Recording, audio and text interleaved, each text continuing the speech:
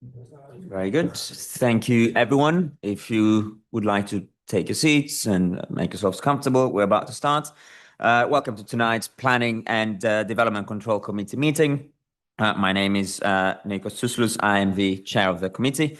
I'd like to remind everyone of a few housekeeping points. First of all, that the meeting is being live streamed to the council's YouTube channel, and by participating, you are consenting to being recorded. If the fire alarm sounds, please leave the meeting calmly by the nearest exit, which is through the doors on the right and out the main entrance. And toilets can be found through the door at the back of the room on my left. And please, can officers introduce themselves before speaking for the first time, including with your full title, and everyone make sure you use your microphones. We move on straight to item number 1 on the agenda, which is apologies. We have apologies for absence from Councillor Lydia Painter, and apologies for lateness from Councillor Adrian Pascal-Tilbury and Councillor Nicole Trehi. Item 2, declarations of interest. Are there any declarations of interest?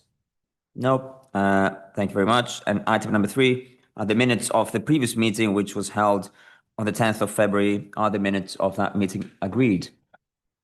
Thank you very much. Before we start, just a couple of points. I'm conscious of the length of the agenda, so I've spoken to all of you individually. Just I urge members to be concise so we can get through as much as possible and avoid repetition as much as possible.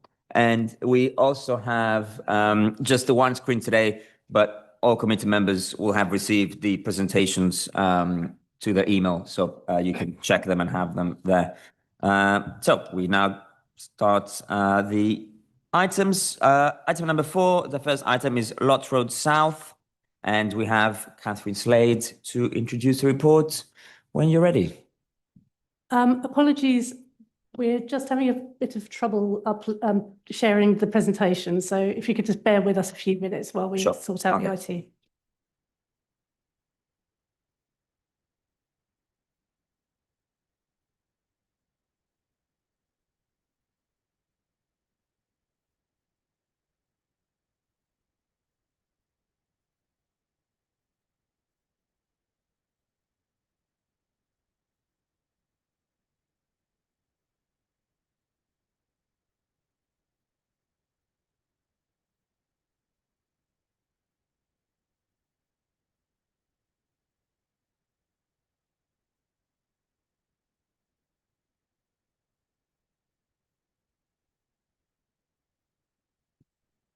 Thank you to everyone for your patience. Apologies for that, but I think we're now sorted.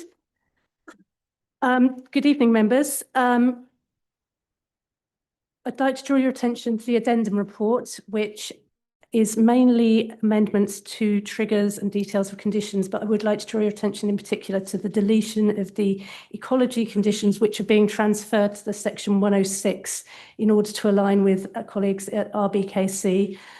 And also to note that RBKC have now, since the publication of the report, confirmed their acceptance of the equivalency and that the scheme achieves fast track for GLA and FEA purposes. Also that RBKC have submitted their 21-day notice to the HSE. And there are also additional conclusion paragraphs in relation to the application of tall buildings policies. This application is a proposal for a mixed-use residential-led development of the Lots Road South site. It would deliver 274 dwellings at a mix of 44% social rented properties by habitable room. This aerial shows the Lots Road South looking from the southeast. It's very marginal to the borough, on the edge of the very edge of the borough, and is located between the West London Line, Chelsea Creek, the commercial buildings to the north, which include the Heatherley School of Art, and Lots Road to the east.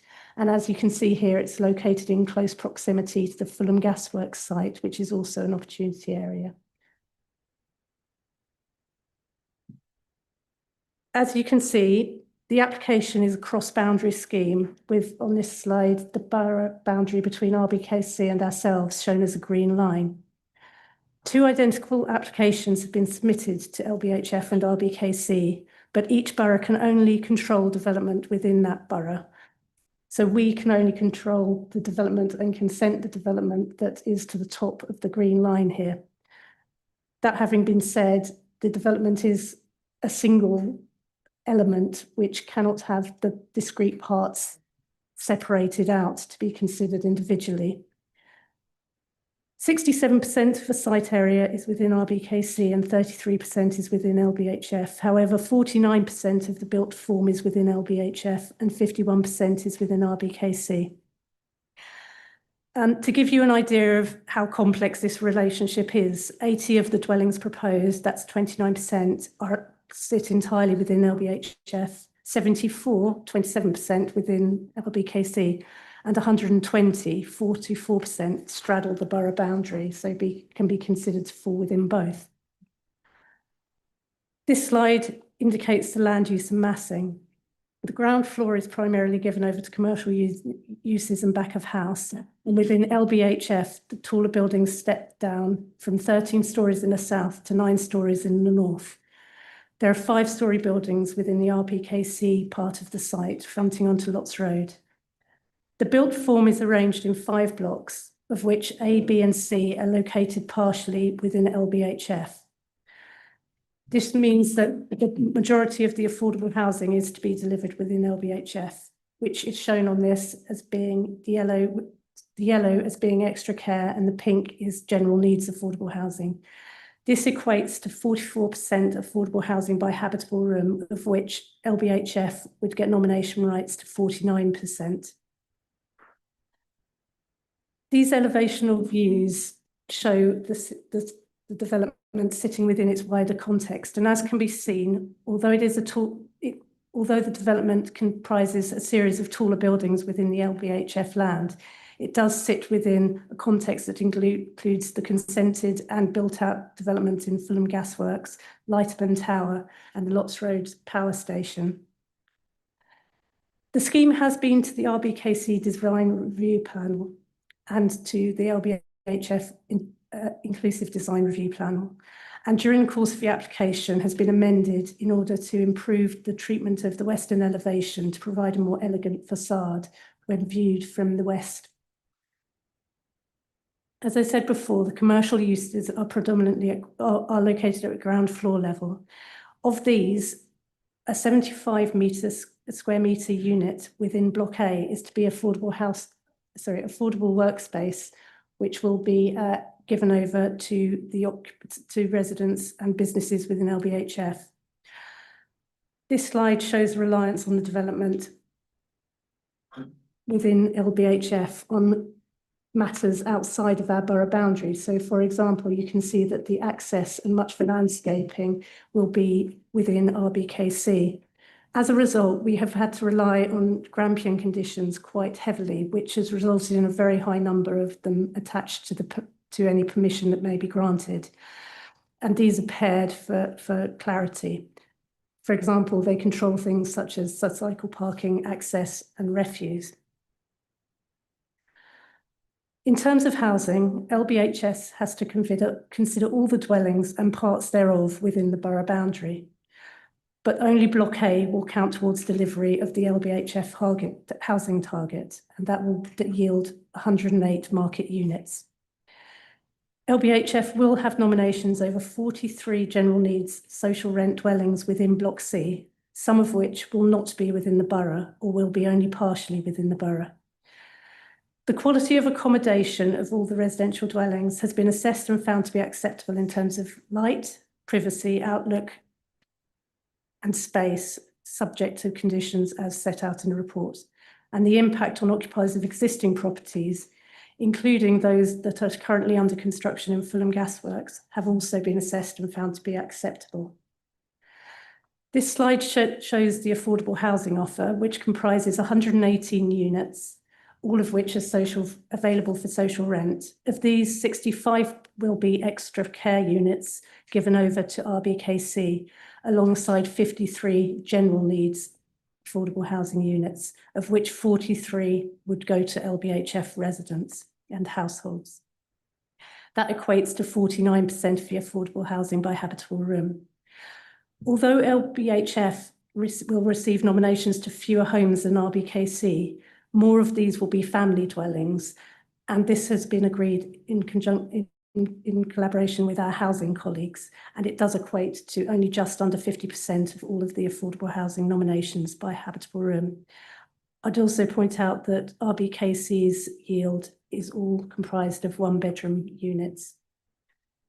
The proposal is supported by generous open realm, including podium garden, courtyard garden, and improved Chelsea Creek frontage.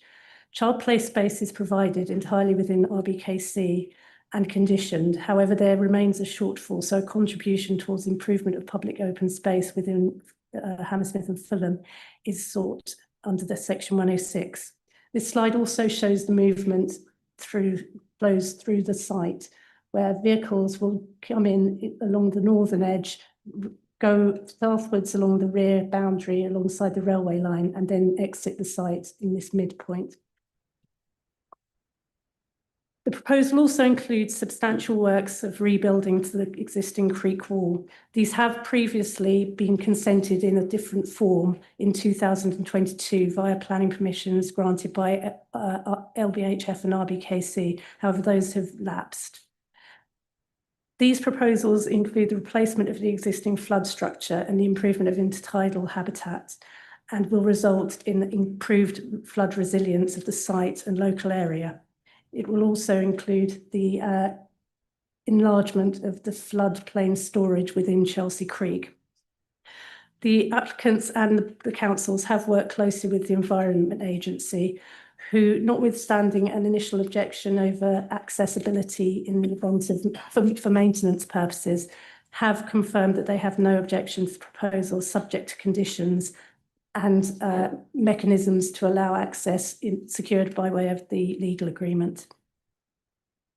The site will benefit from a substantial increase in on-site biodiversity net gain in relation to habitat units. However, it will also require off-site credits to secure the waterfront units, which can't be accommodated on site. So in conclusion, this is a high-quality mixed-use residential development delivering towards housing need in the borough, including 43 social rent dwellings, of which 44% are suitable for family occupation.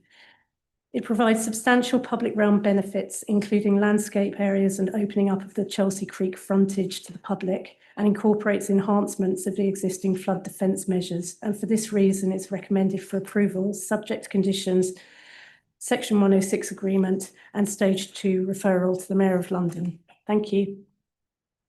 Thank you very much, Catherine, and thank you also for pointing to the addendum. We have some speakers on this item, representatives of the applicant, John Rocher, Alistair Gaisford, and Marcus Bates.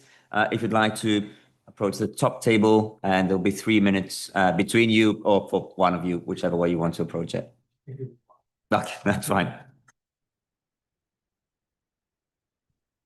Thank you. Good evening, Chair, members of the Planning Committee. Hopefully you can hear me. My name is John Roche. I'm Director of Rolf Judd Planning, and I'm speaking on behalf of the applicant, Mount Anvil. As a team, we are incredibly pleased to have reached this critical point of the Lots Road development project. I mean, it's been the culmination of 2.5 years of hard work, and I'd like to thank your officers particularly for their hard work in getting the project to this point. As noted by Catherine, this is a cross-boundary application. A third of the site sits in Hammersmith and Fulham, and the rest in Kensington and Chelsea. And this has added a bit of complexity, which I'm sure you'll have questions about. But our aim from the outset, and this is important, has always been to deliver a comprehensive, well-designed development, which responds to its local context and delivers clear benefits for the wider community. We've worked extensively with your officers and undertaken comprehensive public consultation with the local community, and with our key neighbours, which includes the Heverley School of Art and the Chelsea Academy. And this has helped us shape these proposals before you this evening. In particular, we're pleased that we received over 50 letters of support. I would like to briefly take you through the main components of our planning application and the important benefits that arise from it. But firstly, the application site, is worth noting that it is currently an open car pound, a salt store, a mix of low-grade industrial and office buildings, and a now vacant former Lots Road auction house. And as Catherine's pointed out, the southern end of the site fronts directly onto Chelsea Creek. It's not allocated in the Hammersmith and Fulham local plan, but that part of the site that sits within Kensington and Chelsea is identified for mixed-use redevelopment, with particular policy support for residential accommodation, employment uses, and an extra care facility. So, as mentioned, our aim has always been to formulate a design-led approach to the site and deliver what we think will be a thriving new mixed-use development with new homes, employment space, a cafe, community space, and an extra care facility, all contained within what you hope you'll agree is a collection of highly sustainable, well-designed buildings. So, just to run through, and you've heard a lot from Catherine, but just to run through some of the component elements. So we have 274 new homes. That includes 53 general needs affordable homes for social rent, 65 extra care homes, again, for social rent. So an overall affordable housing provision of 44.5% by habitable room. 49% of that affordable accommodation by Hab Room again will be assigned to Hammersmith and Fulham. And as we said, we've been in discussions with your housing team to ensure the mix of homes is tailored towards identified needs in the borough. We've got 1,700 square metres of new commercial and employment floor space, including dedicated affordable workspace, with the potential, we think, to create over 100 new jobs. 276 square metre community centre right in the heart of the development, open to the wider community. We're significantly upgrading the area around Chelsea Creek, and that includes a new creek wall, new intertidal habitats, and the opening up of that frontage for the first time to public access. And we've got new routes and spaces throughout the whole development, and a total of around about 2,500 square metres of publicly accessible open space. That includes new landscaping, new habitats, new planting, 48 new trees, and we think, achieving 145% on-site biodiversity net gain. So our aim has always been to be an exemplar of sustainable design, and alongside all you've heard tonight, we've got the development will be gas-free, we've got renewable energy sources throughout the scheme, incorporating green roofs, and we hope to achieve BREEAM Excellent, the development. So subject to receiving your support, Man Anvil are committed to taking the site forward at the earliest opportunity, and there is a commitment and intent, I think, to start on site this year, subject to your approval. Thank you. Thank you very much. If you'd like to take your place back to the intake gallery, we'll move on to questions from members of the committee to officers. Who would like to kick us off? Councillor Walsh. Thank you, Chair. Obviously, thank you for the presentation as well. I appreciate this is a particularly complex site, and you've articulated quite well the particulars of consideration for us this evening here as well. I did have just a few questions. Firstly was just regarding the, you mentioned off-site biodiversity credits. Who is getting them? Is that LBKC, LBHF, and are those going to be happening in, again, LBKC or LBHF? My understanding of it is that it's almost a brokerage system, and this is ideally the habitat is provided on site. That isn't possible in this particular case. Alternatively, within the borough locally, which also can't be done. So we move to the next stage, which is off-site credits. It's my understanding that that will be outside of both boroughs and it will be done via the broker, but it will be secured via the Section 106 to ensure that it's delivered. Right. Okay. So it just to say it's not happening. Neither borough is going to benefit from any biodiversity net gain as a result of this scheme. Well, there is a substantial biodiversity net gain on the site from the non-water habitats of 143%, which vastly exceeds the policy or legislative requirement, and it will be substantially greened. Most of the trees on the site of quality are being retained, and there's going to be a substantial planting. So there is going to be habitat uplift on the site itself. It's just that the water side credits and habitat improvement is very, very technical and difficult to achieve. In the report, it sets out what would be required to achieve that uplift of 10%, which would essentially require reworking of the creek wall well beyond the boundaries of the site, which is not within the gift of the applicant, or to introduce a margin of 10 metres deep that would be entirely vegetated, which would take out a considerable amount of the developable area, neither of which are feasible. So we've had to move to the off-site credits procedure. Yep. Understood. Thank you. And then my last question was in regards to, you mentioned obviously the number of families. Could you just clarify of the affordable units, how many of them are family-sized units are going to be there?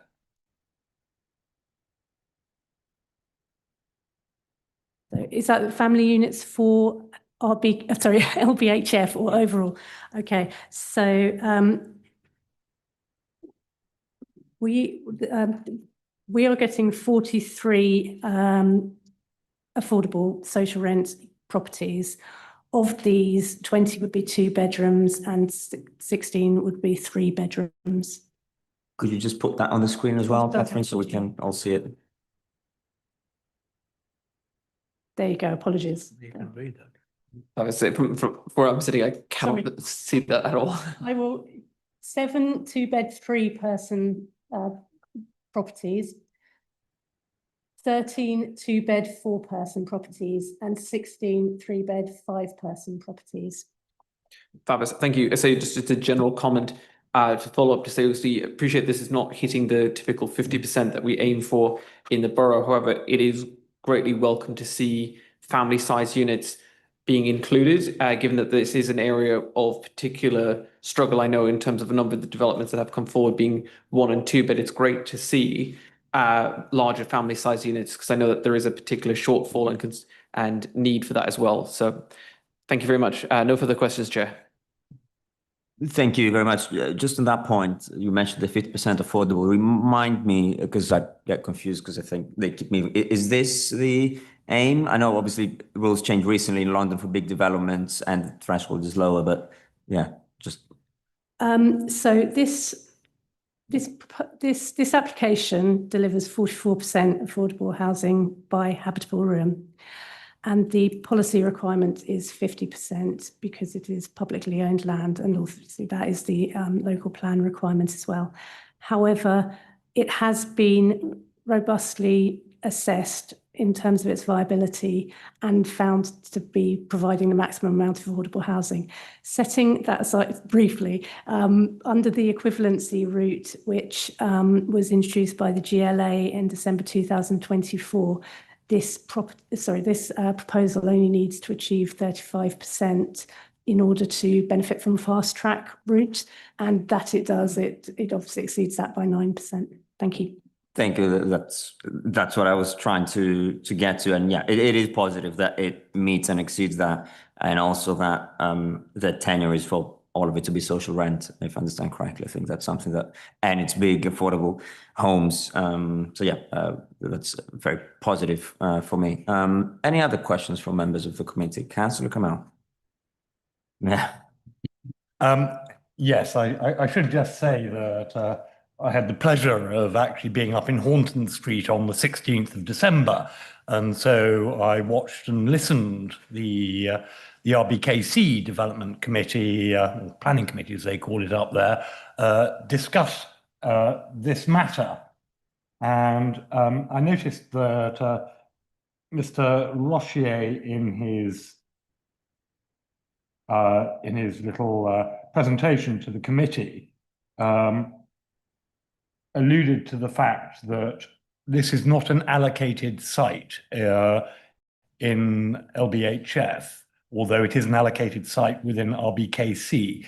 Can I just confirm that that is correct?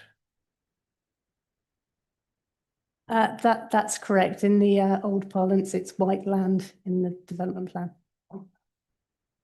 Yeah, although I did notice that he said that there was particular support in the allocation, and I think that it was mentioned at Hornton Street that it exceeds the site parameters for the allocated site in RBKC, and therefore the height of the buildings, which once again, when we have cross boundaries, because they also did Earl's Court on the same night, the additional height always seems to be in H&F when we have cross-boundary sites, and the density seems to be significantly greater always in H&F than it is in RBKC. But I just make that observation on that. But moving on to, I'm sorry, get my pen working. There we go. If we can go to we're on page 10 of the presentation, and looking at the affordability titles on here. Could I have some? I noticed that the extra care is pretty much all social rent. Have I misread that, or is that correct? And how are the nominations run, and who will be running the extra care facility? That's correct. All of the affordable housing, including the extra care, is to be available as social rent. All of the extra care RBKC will be getting nomination rights to all of the extra care. Something that you may or may not be aware of is that the site is owned by LBKC, and the application is a joint venture between the applicant and the borough. So my understanding is they were working to a brief as a partner. But there is a need for extra care within most boroughs, but in this case, our housing colleagues have confirmed that they are happy and content with the offer that we have been given. Okay, do we know who the provider is going to be for the extra care facility? I don't, I'm afraid. Just going back to the other planning permission that was granted, I noted that at the end of the meeting, the committee reserved in effect, the construction logistic management plan back to committee. And I just urge officers, when they're agreeing with Mount Anvil, the CLP for our side of the borough, that you actually liaise with your colleagues in RBKC, so we don't have mutually exclusive conditions on that, because before anybody except for Mr. Bellis, I suspect, was in the local authority. You'll no doubt remember the problems we had over Earls Court 2, where RBKC and LBHF put in mutually exclusive conditions, and that proved very expensive to sort out. So could I just ask for you to bear that in mind? If I can reassure you, we've been working very, very closely with our colleagues in RBKC, and in fact, I understand they may be amending some of their conditions to align with ours as part of the application process and the discussions that have been ongoing over the last few weeks and months. Then moving on to, in particular, page 37 of the officer report and the Crest 3 height, which is going to be a minimum of 6.3 meters above ordnance datum.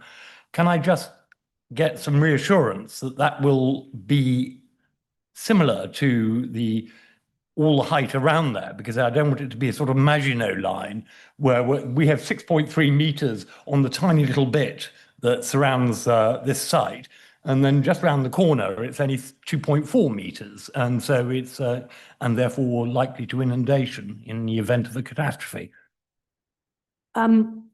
Unfortunately, the applicant is only in control of the land within the site, so they are building to the correct standard, but we can't require them to go beyond the site boundaries.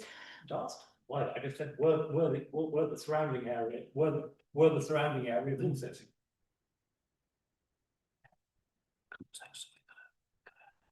Sure.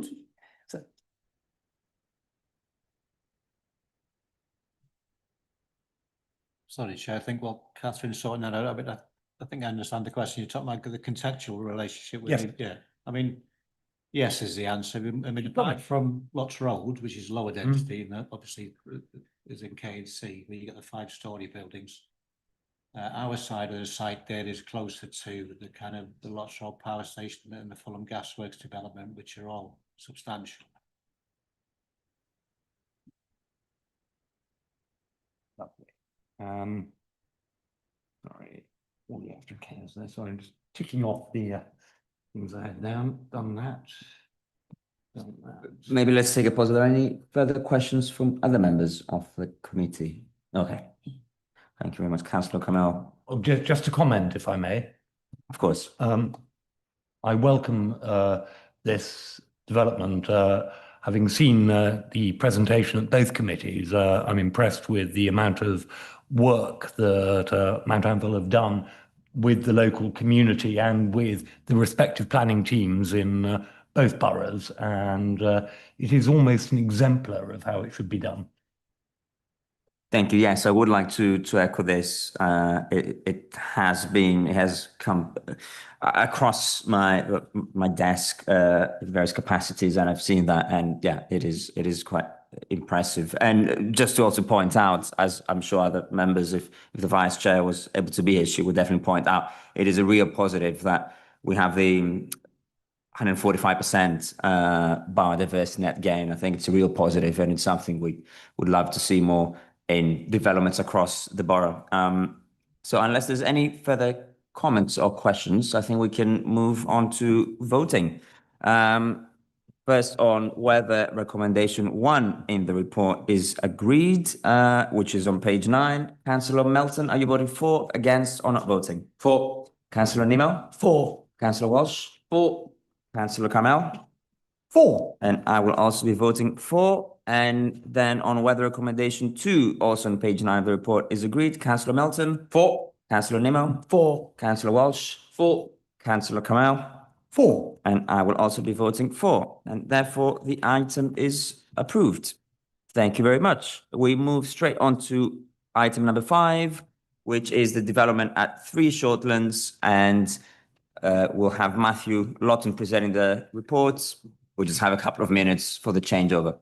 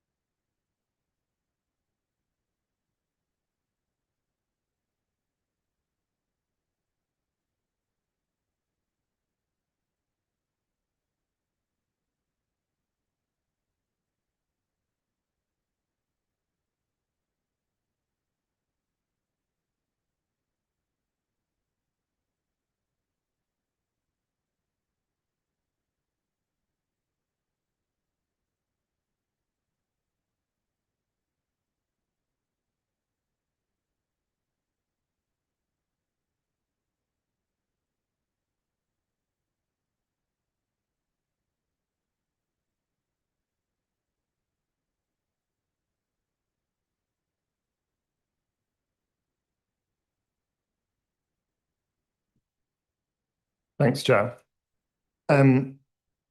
Yeah, so this is an application for an extension at 3 Shortlands.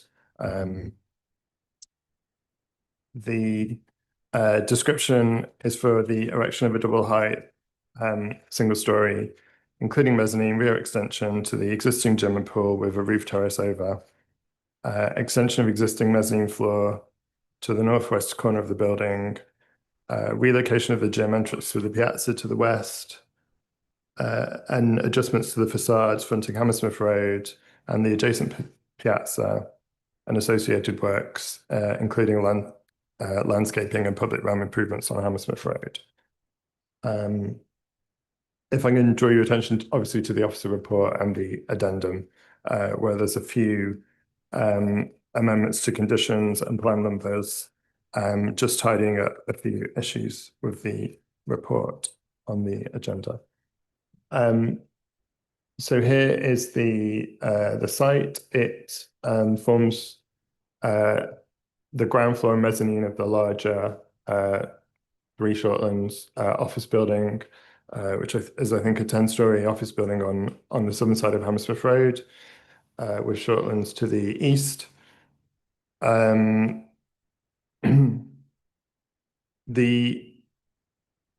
If I can go through. Yeah, this shows an aerial view of the site.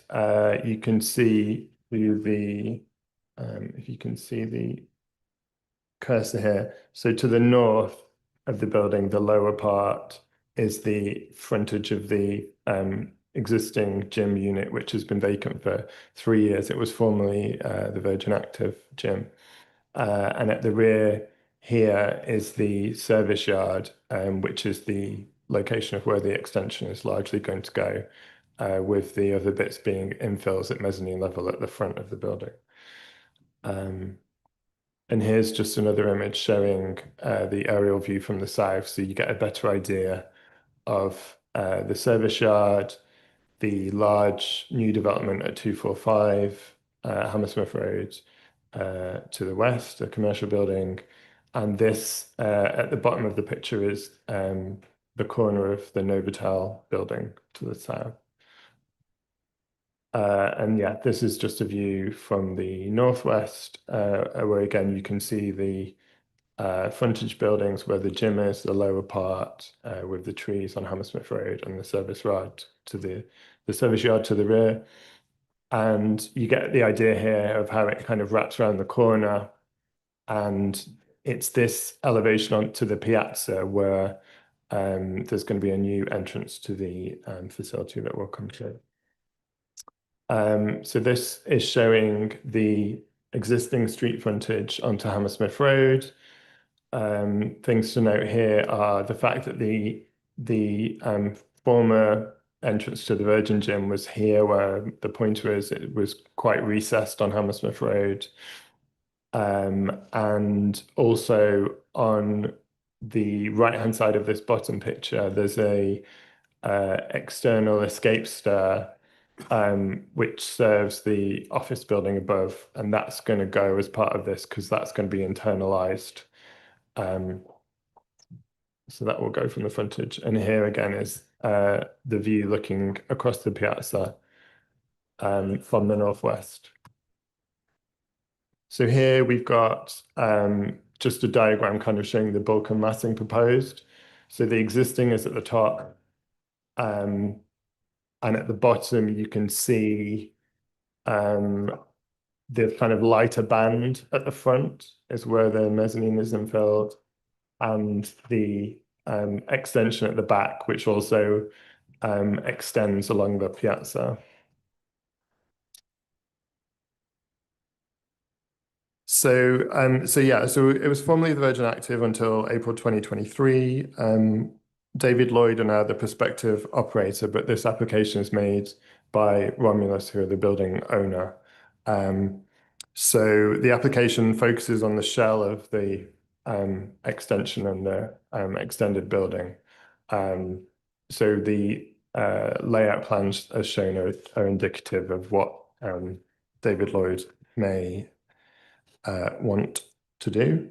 The site's not within a conservation area or a listed building, and it's within the designated Hammersmith Town Centre. There's been one response in support of the retention of the existing swimming pool, which, as we'll see, that is retained as it's set out.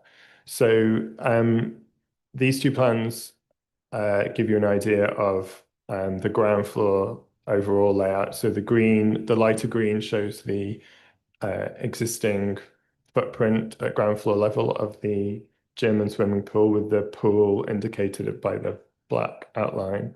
And then the lower drawing shows the proposed layout with the extension, which includes ground floor and mezzanine, the green arrow indicating where the new entrance is going to be. And if we go to the next slide, this gives you an idea of, at the mezzanine level, the fact that there's kind of a large roof light at higher level at the front to the pool and over the gym area, and they're both removed. And this is kind of infill mezzanine, extension of the existing mezzanine. The existing mezzanine is in green on the top drawing. And on the bottom drawing, you can see again the darker green shows the extension of the mezzanine to the front and the mezzanine extended to the rear. So just to run through, this might be difficult to see, apologies if the text is quite small. But the large rectangle where the cursor is, kind of in the top left, is the pool, which is retained. To the right is a changing area. Below the pool is the kind of reception area from the new entrance and gym. And then going to the mezzanine, the new spa area, which is accessed, I guess, by the couple of staircases that there are, and there's a lift as well here, and a lift towards the rear. the spa areas on the mezzanine, and then also the gym studios are on the mezzanine. But again, this is an indicative layout based on the requirements of the prospective developer. And then also the roof terrace, which I mentioned earlier, this is on top of the rear extension, and this would actually not serve the leisure use, but it would serve the offices above. And so the access is here where my cursor is. So there'd be a kind of level ramped access from the offices. And there'd be large kind of planted areas which would form a green roof. And the kind of bits in the middle of that are where there'd be seating. And there'd be a covered seating area towards the back where with like a pergola canopy structure where my mouse is right now. So this is just to give you an idea of what the appearance would be from Hammersmith Road. So a couple of changes to note here are just the kind of detailing. There's and a couple of new windows. So there's going to be some new windows to the gym studios at first floor level over here on the left. And there's going to be a new window into the pool area here. But this has been considered in terms of kind of privacy, etc. So to kind of strike the right balance of that, there is a condition requiring a high level of obscurity to this glazing, but it should still allow kind of a low level of kind of activity, light, shade into, you know, both to the street frontage and light into the pool in place of the roof light that's removed. And then going round the corner into the piazza, there's an existing green wall here which is retained with the building being extended above. And this section here with the red paneling at first floor level or mezzanine level would be where the new entrance to the gym unit would be. And this is a kind of opened out version of the southern elevation. So actually the bit where the bracket is here, the demarked area, that's actually the side elevation of the bit that extends. So I can explain that a bit more clearly on the next drawing if we go to this one. So this is just to give you an idea of what the roof terrace would be like. So yeah, to the service yard, you've got this elevation, then the side return of that, which was the folded out bit on the previous drawing. But yeah, this is the piazza on the left and the new entrance, and this is the terrace above, which would serve the offices on the upper levels. The development would be car-free. I'm just trying to go back to here. So here, this shows how there would be 2 accessible parking spaces in the rear service yard that are proposed as part of this, and there'd be a long stay cycle store for staff and a refuse store for the office units in the rear yard. Also, at the frontage of the site, there's lots of existing short stay cycles parking in the form of Sheffield stands, but additional stands are proposed to account for the uplift in footfall as a result of the extension of the gym. And yeah, due to the siting and design of the proposed extension and its location in a commercial area, it's considered there would be no detrimental impact upon residential amenity. Due to the kind of location of it, it's sited well away from neighbouring residential development and shielded by the existing buildings around it. And yes, the application is recommended for approval subject to the 2 officer recommendations, conditions, and legal agreement. Thanks. Lovely. Thank you very much. We do not have speakers on this item, in which case we move straight to members' questions? Who would like to start us off? Councillor Kamau.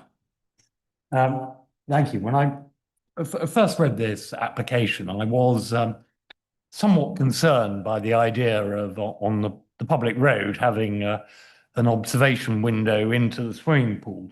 And I noted that during your presentation, you said that there was a high level of obscurity.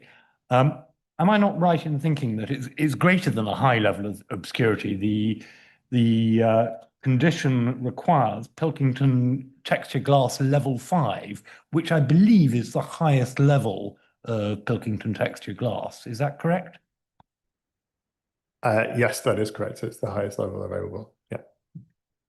Sorry, just to say, at least in the presentation that was sent to us, I could see that there's a slide. Yes. Maybe Yeah, just... we can go to that. Yeah. So I did have an extra slide about this. Yeah. So this is indicative. So this is the 5 levels of privacy. I think it does depend on which option you go for, because you can see between the two types here. So you've got the texture glass at the top and the etch glass at the bottom. But as you said, the condition 124.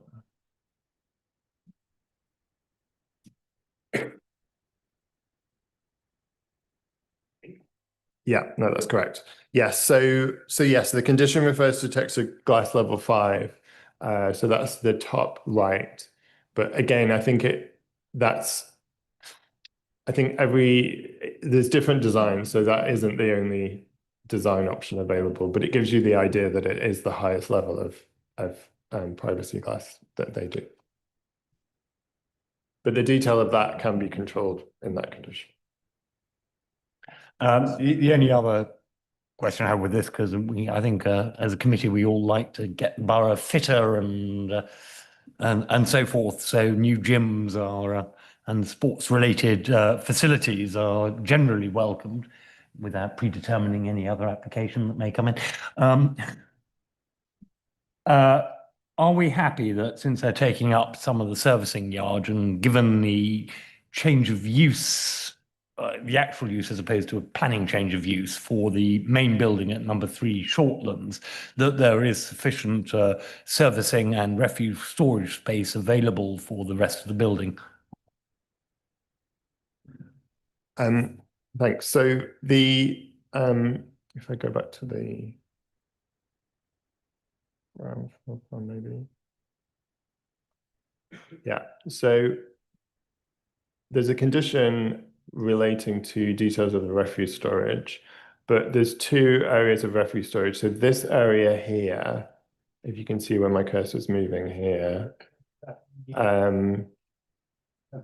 it's good question. Slide 11, I think.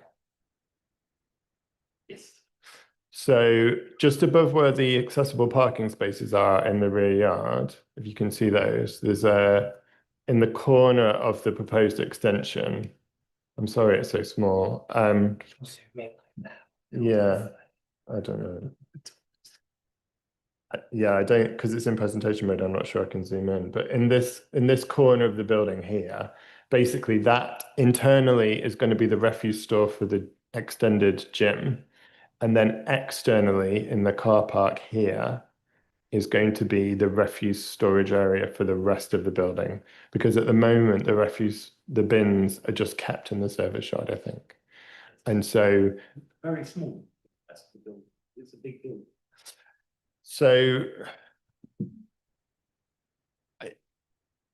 that is a fair point. I would presume that they've designed it to fit the bins that are currently kept in the yard, whether that's the entirety of the bins that are in the yard or whether that's the entirety of the refuse storage for the rest of the building.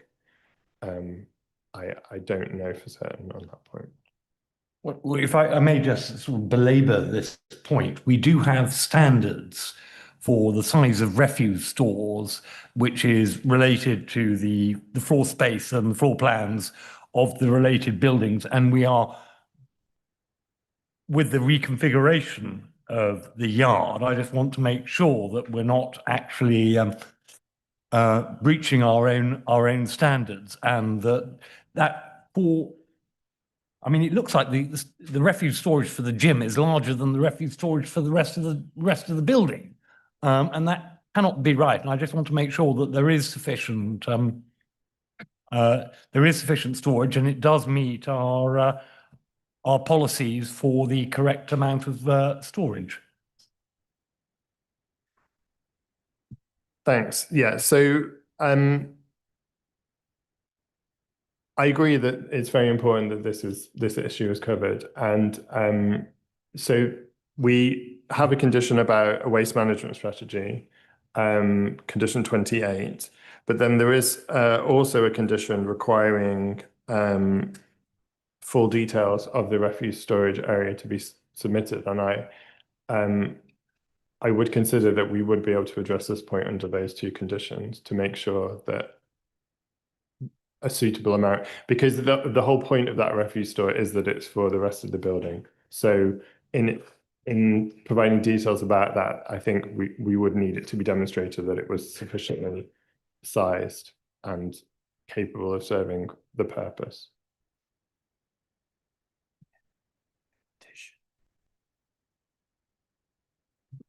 Okay. I don't need to say anything. I think you've all. Thank you very much, and thank you, Matthew. Matt. Sorry, Matt Butler, Assistant Director of Development Management. And a recommendation to, if committee so approved the scheme, then we can amend the condition that my colleague Matthew referred to, so it can also relate to the existing office development, so we can capture the two of them to ensure that while providing it for one doesn't compromise our standards on the other. I'm more than happy that, and I trust our officers to ensure that the appropriate standards are met, and if they could bear that in mind when. Very good. Thank you very much. In the absence of any other questions, we can move on to voting. Just for the minutes, we'll say that we're joined by Councillor Pascal Tilbury, but because he came halfway through the presentation, based on legal advice, he will not be participating in the vote. But thank you. There'll be plenty of votes to come down the line. There's plenty of items for everyone. So we move on to voting on whether recommendation 1 in the report is agreed. The recommendation is on page 187 of the report. Councillor Melton, are you voting for, against, or not voting? For. Councillor Nima? For. Councillor Walsh? For. Councillor Kamel? For. And I will also be voting for. And now on whether recommendation 2 on the same page is agreed. Councillor Melton? For. Councillor Nima? For. Councillor Walsh? For. Councillor Kamel? For. And I will also be voting for. Therefore, the item is approved. Thank you very much, and thank you again, Matthew. We move on to item number 6, which is 350 to 358 Uxbridge Road. And Neil Egerton will be presenting after a brief break.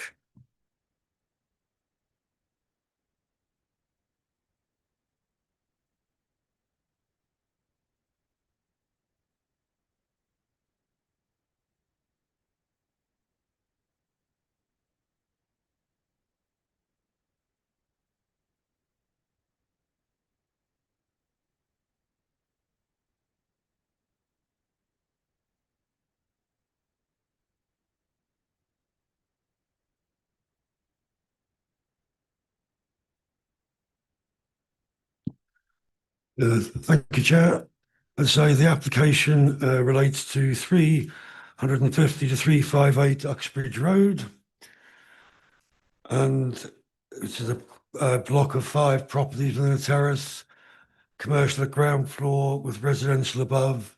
And the proposal is to put an additional floor at roof level of the 5 properties, to create 4 studio flats and 1 one-bedroom self-contained flat. Some rear extensions at ground and first floor level to create additional commercial floor space, and small extension to some of the existing flats, as well as some roof terraces. See on the map, the property is situated on the north side of Uxbridge Road. It is a group of 5 properties within this particular terrace.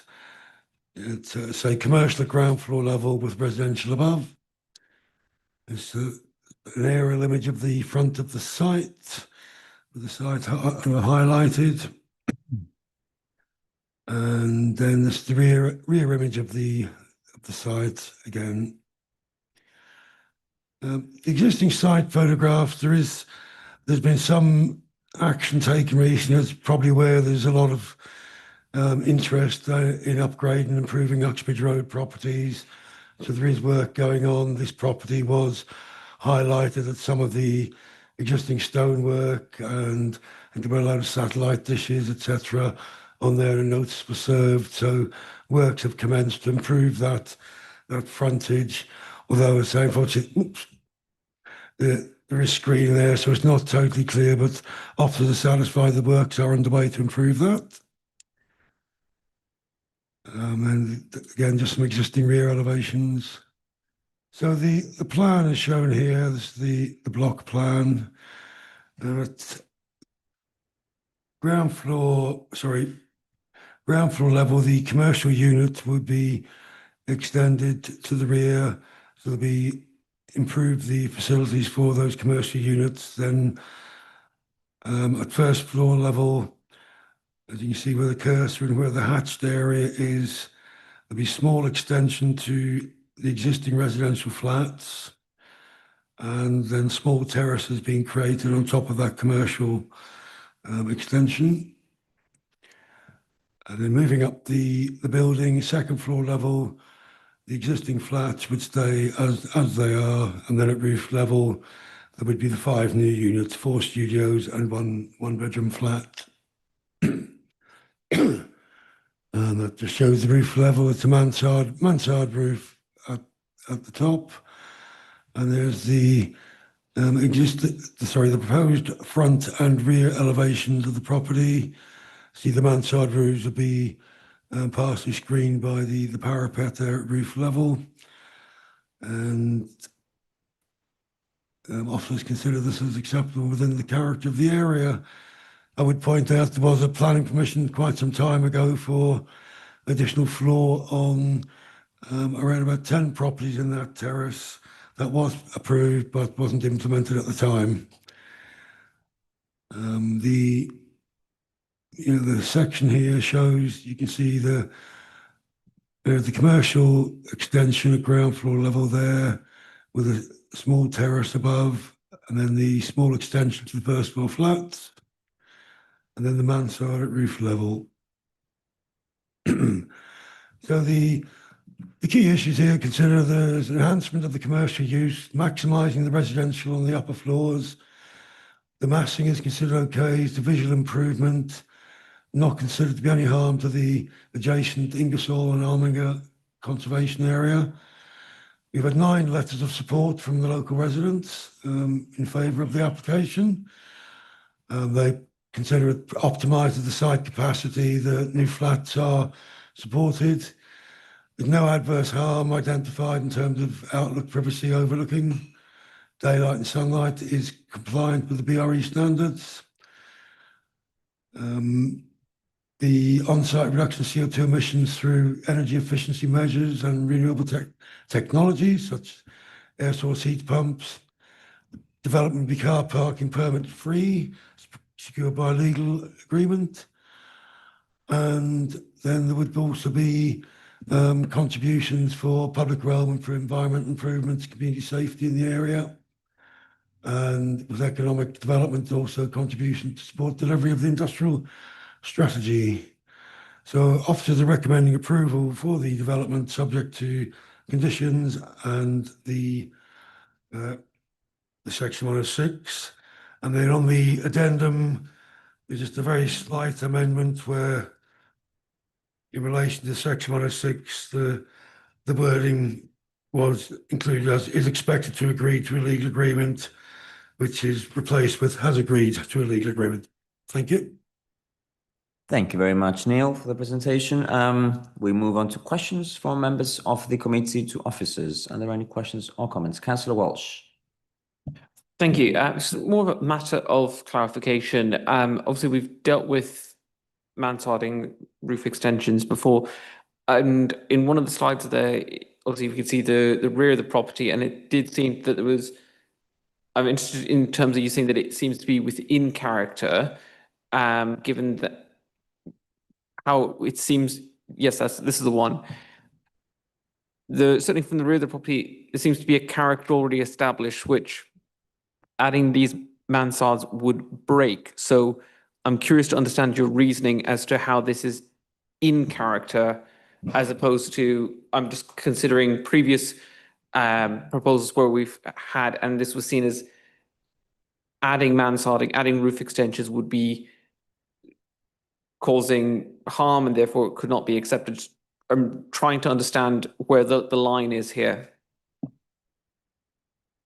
Yeah, well, I think obviously when you've got the pure elevation on paper here is misleading. I mean, if you show the mansard is here on the main part of the roof, but it does retain, the butterfly sort of feature of the roofs.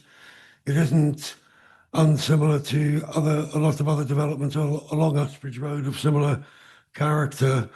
And I think on balance, officers consider that with the retention of that feature, the roof feature there, it does not harm the character and appearance of the area significantly. I mean, I don't know if Alan had anything to.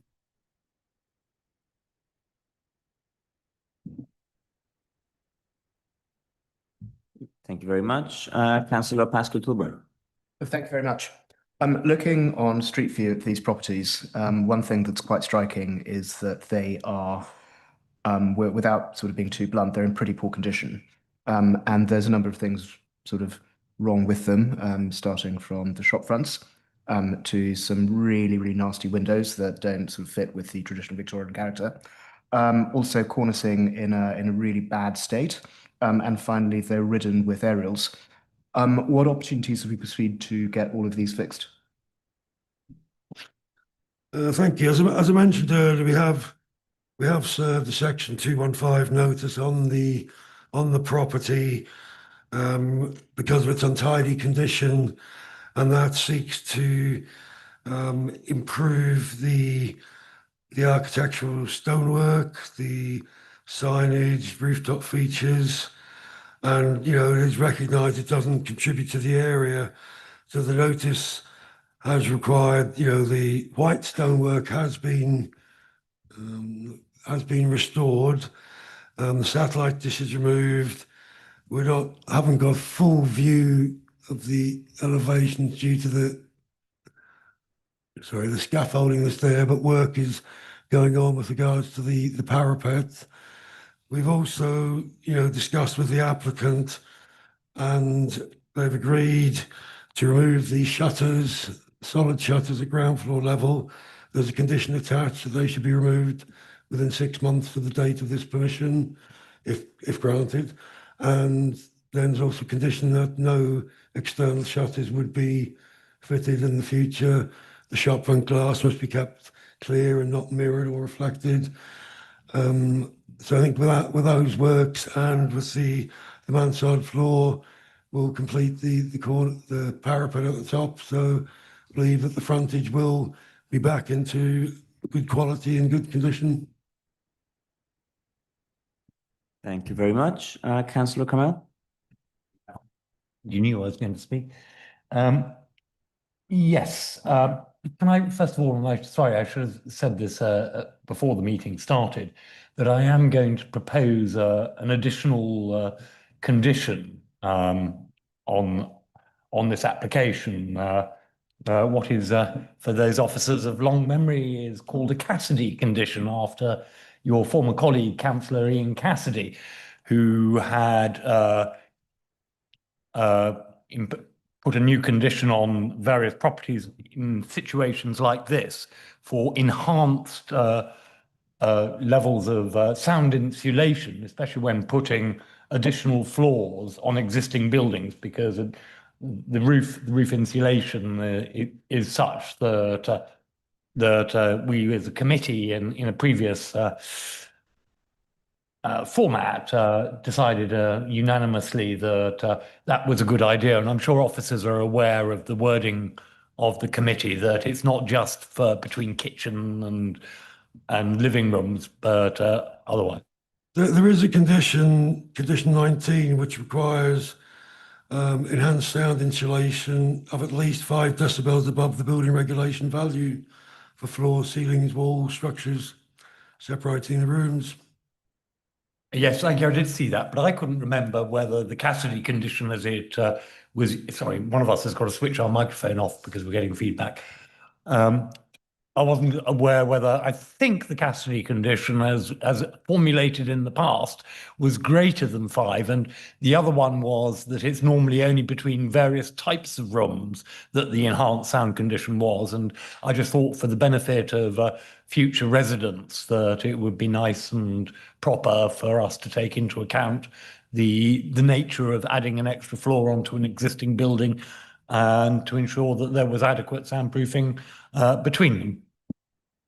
If officers could look at that, should this amendment be passed, and I'm quite happy to leave the wording to you because we've used the wording in the past, and if it's appropriate to put it in, should this amendment be accepted by the committee? Yeah, I mean, I have to say the condition does require enhanced sound insulation. That was requested by our colleagues in public protection team because of building on top of existing flats, etc. So I mean, they were very comfortable that that would give an appropriate level of protection.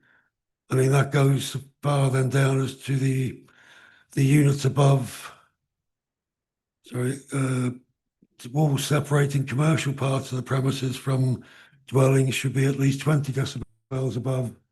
So I mean, it has been looked at carefully, but I do remember reference to the Cassidy condition, but where that was used, what site that was used on, or whatever, off the top of my head, I can't remember.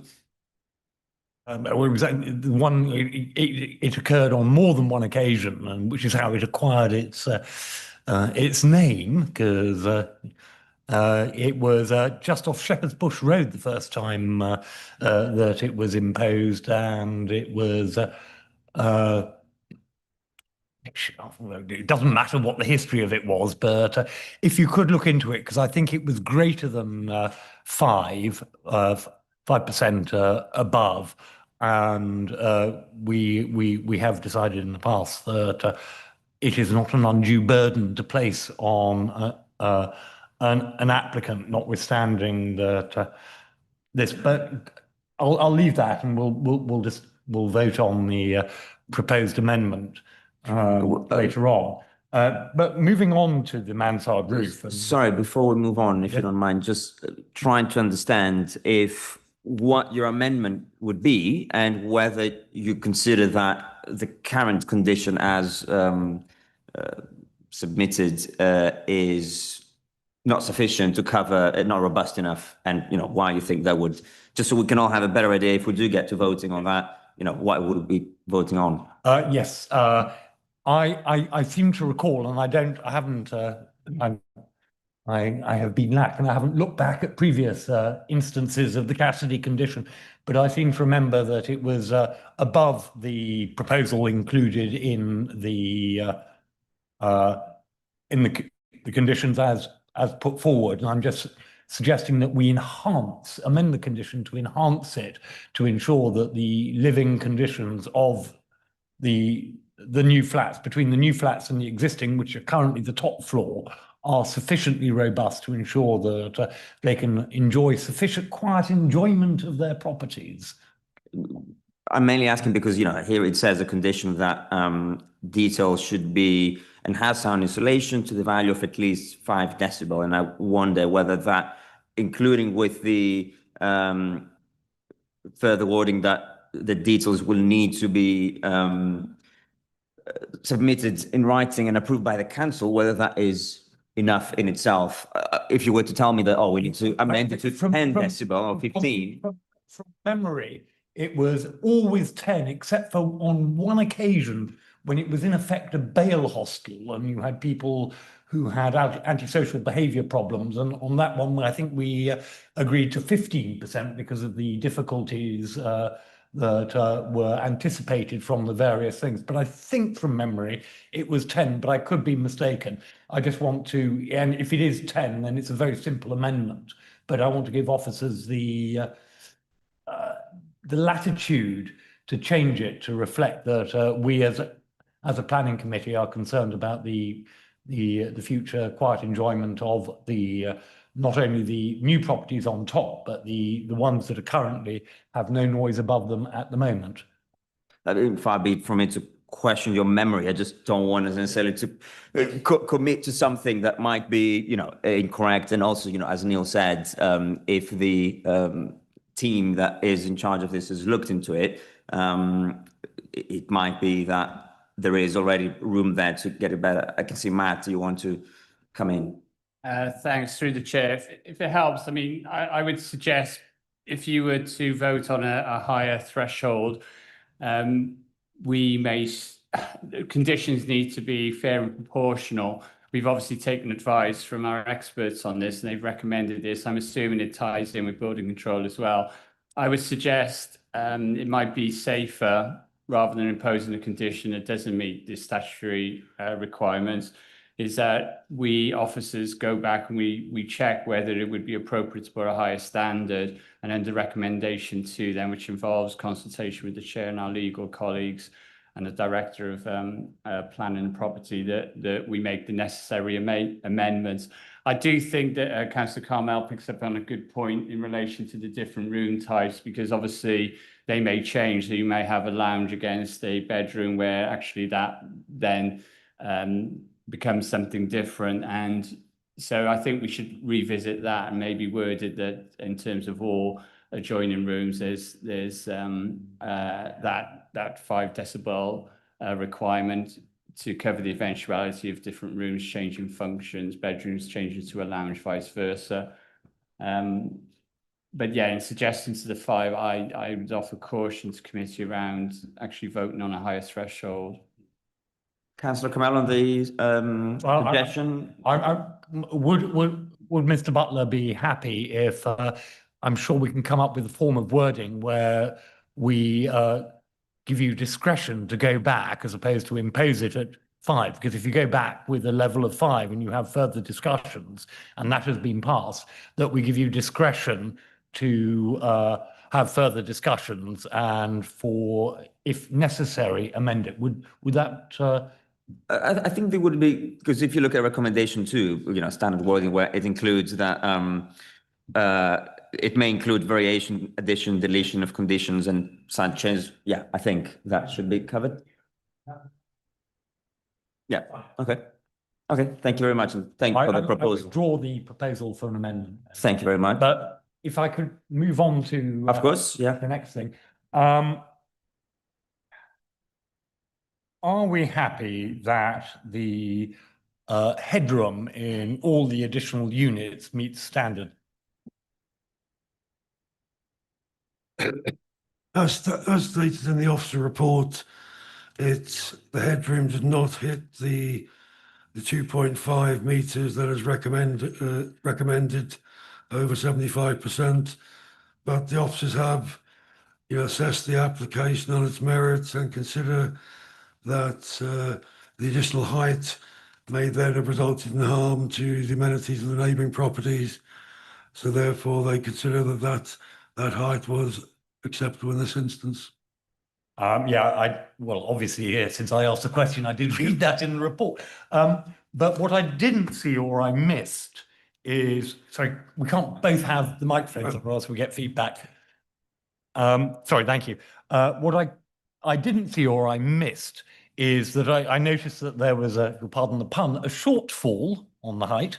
But I didn't see what percentage actually meets or exceeds the 2.5 meter threshold, and what percentage, I mean, how marginal is the infraction? I mean, it was up to, it was marginal, a matter of centimeters, about 20% in places. But what percentage of the roof area failed to meet the the standard.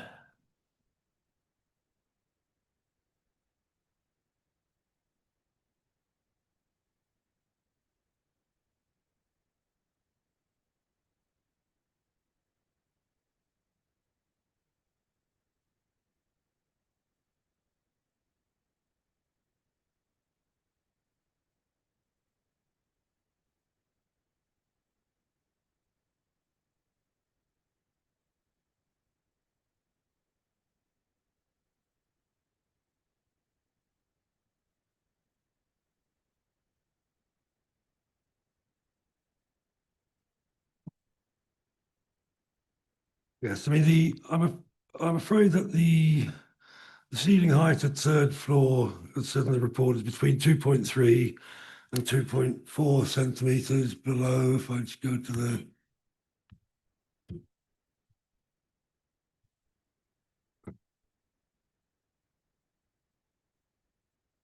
other section, I mean, I'm afraid I don't have the percentage of how much of the floor space is, but you know, we're talking between 10 centimetres and 20 centimetres of the threshold. So, you know, it was reduced ceiling heights were considered in this unit to be acceptable. They've been designed to minimise their impact on neighbouring amenity and the level of harm to character and appearance of the terrace. And officers considered in this instance that would be acceptable. Yes, I just wanted to have clear in my mind before I voted on this what percentage of the new floor space was contrary to our standards. And I did read that officers had assessed it, and I do understand that mansard roofs do have sloping roofs of whatever it is, 70% or whatever it is, and that where there is a sloping roof, but it was just the percentage. And I did read that it had been assessed, and in the interest of neighbouring amenity and this and that and the other, but I was worried about the impact on potential occupiers of the property. But if you haven't got it, you haven't got it, and I will make a judgment on the information available. Thank you very much. Thank you, Neil. Any further questions or comments? In that case, we move straight on to voting. First, on whether recommendation 1 in the report is agreed. That is on page 233. Councillor Melton, are you voting for, against, or not voting? For. Councillor Nimmo? For. Councillor Walsh? For. Councillor Pascal-Hilbrey? For. Councillor Kamel? For. And I will also be voting for. And then on whether recommendation 2, which, as we discussed, includes the extra provisions for the officers to exercise their discretion. Councillor Melton, are you voting for, against, or not voting? For. Councillor Nimmo? For. Councillor Walsh? For. Councillor Pascal-Hilbrey? For. Councillor Kamel?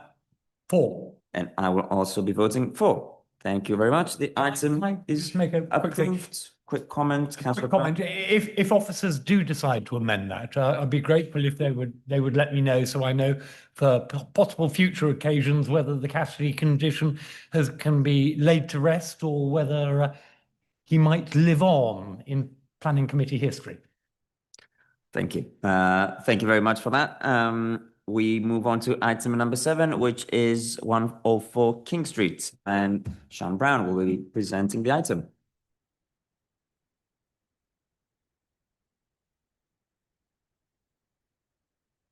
Thank you, Chair. Sean Brown, Principal Planning Officer in the North team. And this application relates to 104 King Street. And the proposal is for the change of use of the existing office accommodation, which is use class E, to an apart hotel, use class C1. Okay. The subject site is shown outlined in red. The site is situated on the north side of King Street with primary access provided via Dimes Place. Hopefully you can see this where the pointer is. The site is bounded to the north by the London Underground railway line and a railway bridge crossing Cambridge Grove. To the west, the site adjoins residential properties on Argyle Place. There's also a pet hospital, and beyond sits the Holiday Express Hotel, extending the length of the street. There's also a secondary access from Argyle Place. Just get the pointer on it just here, which leads into the sort of, there's a service yard for some of the commercial units there. To the east, the site borders the rear gardens of residential properties fronting Cambridge Road, and directly to the south are mixed-use buildings fronting King Street, which are commercial at ground floor and residential accommodation above. The majority of the site is not located within a conservation area. However, there are parts which do fall within a conservation area. So the northeastern part of the site here falls within the Bradmore Conservation Area.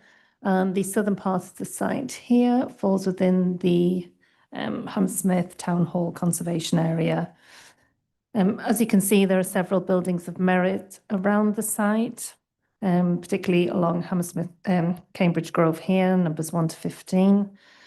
The site is within the Hammersmith Regeneration Area, with access from Dimes Place in the southern part of the building, located within the boundary of the Hammersmith town centre. So the existing building, which is known as Dimes Place, has been built out in accordance with planning permission 2021-01039 VAR, which was dated February 22. Since its completion in 2023, the building has remained vacant despite extensive marketing. These are some of the views of the existing building. So we've got a view here on the right, which is the view from King Street along Dimes Place. As you can see, it's quite attractive, and it's been updated to serve its purpose as a pedestrian access. To the left here is the view along Argyle Place, leading to the pet hospital at the end. And the view at the bottom is from Argyle Place itself.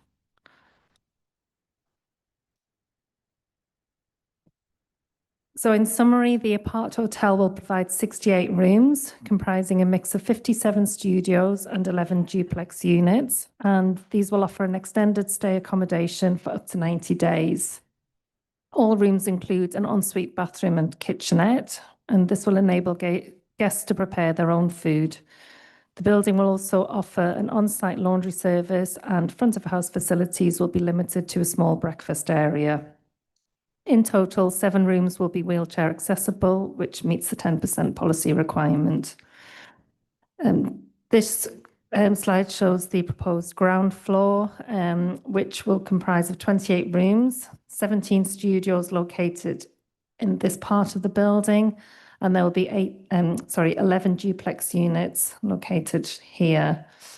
Access to the site will be from Dimes Place, which is along here, if you can see where the cursor is. And cycle storage for short and long stay will be located here, and that's accessed via Argyle Place, which runs along the top part of this floor plan. The blue dots identify the wheelchair accessible units, and at this floor there will be 2.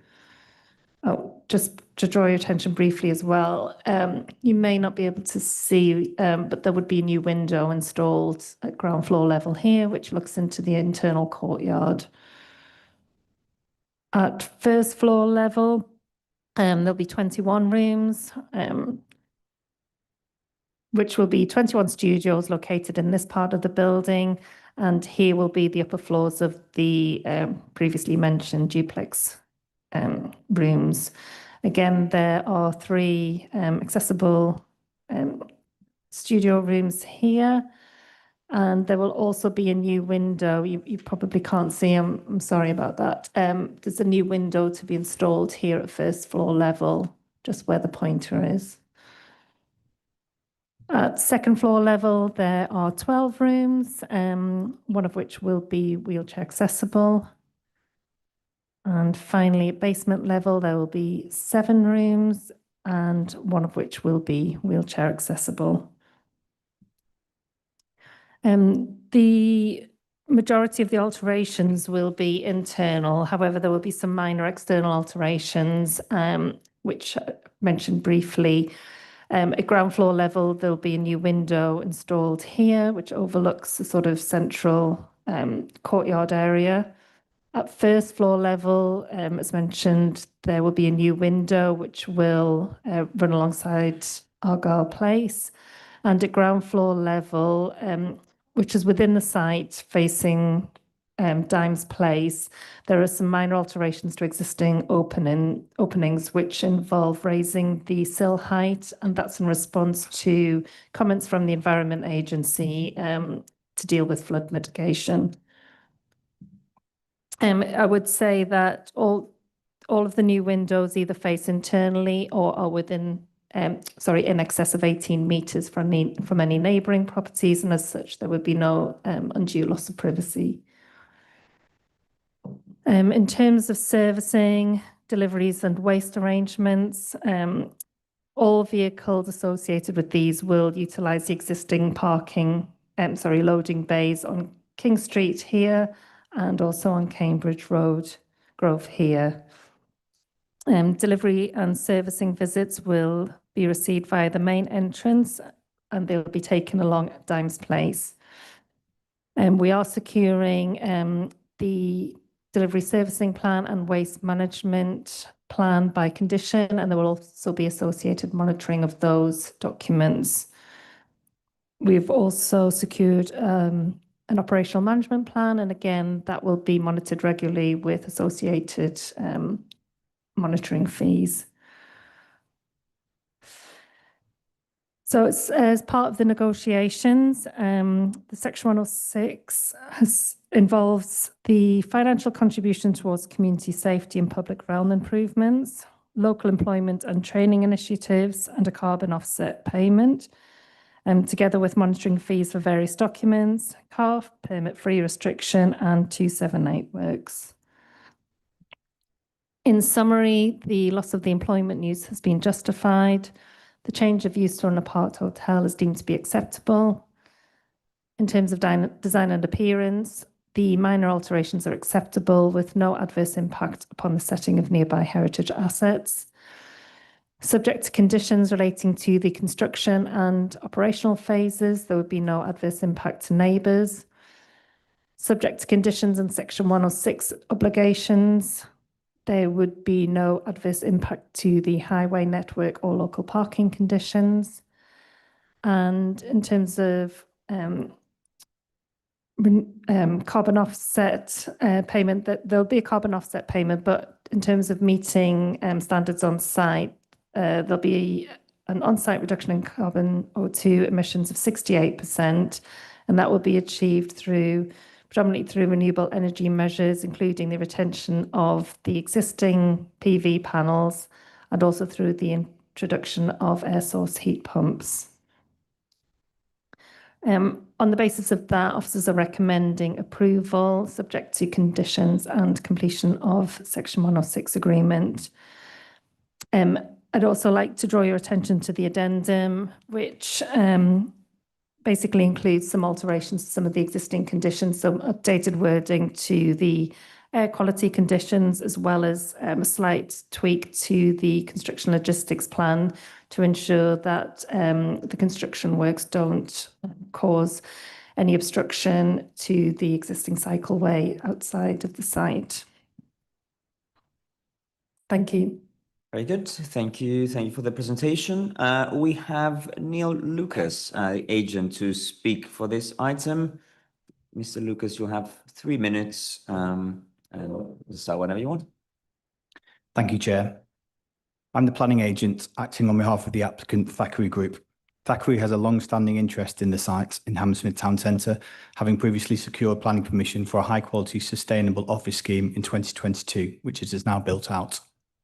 As a result of the impact of COVID-19 on working patterns, fundamental changes to office demand since the pandemic, and the location and specifics of this particular scheme, the development has failed to attract tenants despite over 32 months of rigorous marketing by 2 established commercial agents. As a result of this, Thackeray began exploring other potential beneficial uses for the site and this application seeks the change of use of the vacant office building into a premium 68-room apart hotel with minimal external changes to the existing building. The apart hotel model will be for long stay, self-contained accommodation with front of house facilities limited to a small breakfast area and no bar. The proposal has been developed in consultation with Marriott Residence Hotels, a leading internationally recognised hotel brand, who have provided a letter of support as part of this application. We've worked extensively with planning officers to provide justification for the loss of office floor space and the apart hotel use, and we are pleased that they support this. Officers recognise that it will enhance the visitor economy, supports the vitality and viability of the town centre, and deliver economic and social regeneration benefits. Thackeray has also continued its positive relationship with neighbouring residents and undertook pre- and post-submission consultation. It is pleased that the local Cambridge Grove, Leamore Street and Argyle Place Residents Association have confirmed they raised no objection to the proposals, and the applicant commits to continued engagement with neighbours throughout construction if the planning permission is granted. The application includes a full assessment of the potential impact of the change of use, which has been scrutinised by planning officers. Members will see that officers conclude that the proposal represents good quality design, would not result in unacceptable impacts to neighbouring residential properties, and that matters relating to highways and the environment have also been satisfactorily addressed subject to conditions. In particular, it is considered that the proposed development will generate fewer overall trips than the approved office use. In summary, the proposed scheme would bring this building into meaningful use for the first time, provide 68 apart hotel rooms designed to leading brand standards, create 15 new jobs, and significant financial contributions to enhance local public realm, local employment, and ensure appropriate mitigation. I therefore respectfully urge members to follow their officer recommendation and grant planning permission for this application. Thank you. Thank you very much, Mr. Lucas. We now move on to questions from members of the committee. Councillor Walsh. Thank you, Chair. It's less of a question, more of a observation comment. Taking into account obviously the presentation, the representation that's been made, this seems to be an entirely logical representation or application. It makes good use of the site. It seems to have a meaningful benefit to the local area. So I will be inclined to support this agreement this evening. Thank you very much. Councillor Pascoe Tilbury. Thank you very much. Two questions from me.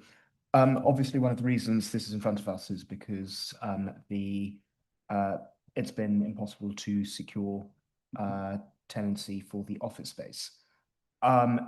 Elsewhere, and this is really not a political point, but elsewhere on King Street, there's obviously a very large development with office space being opened shortly. And I was wondering whether the assessment is actually a good one, because it seems that we ourselves have invested in quite a lot of office space on King Street, so that would imply that there should be quite a lot of latent demand. Thank you.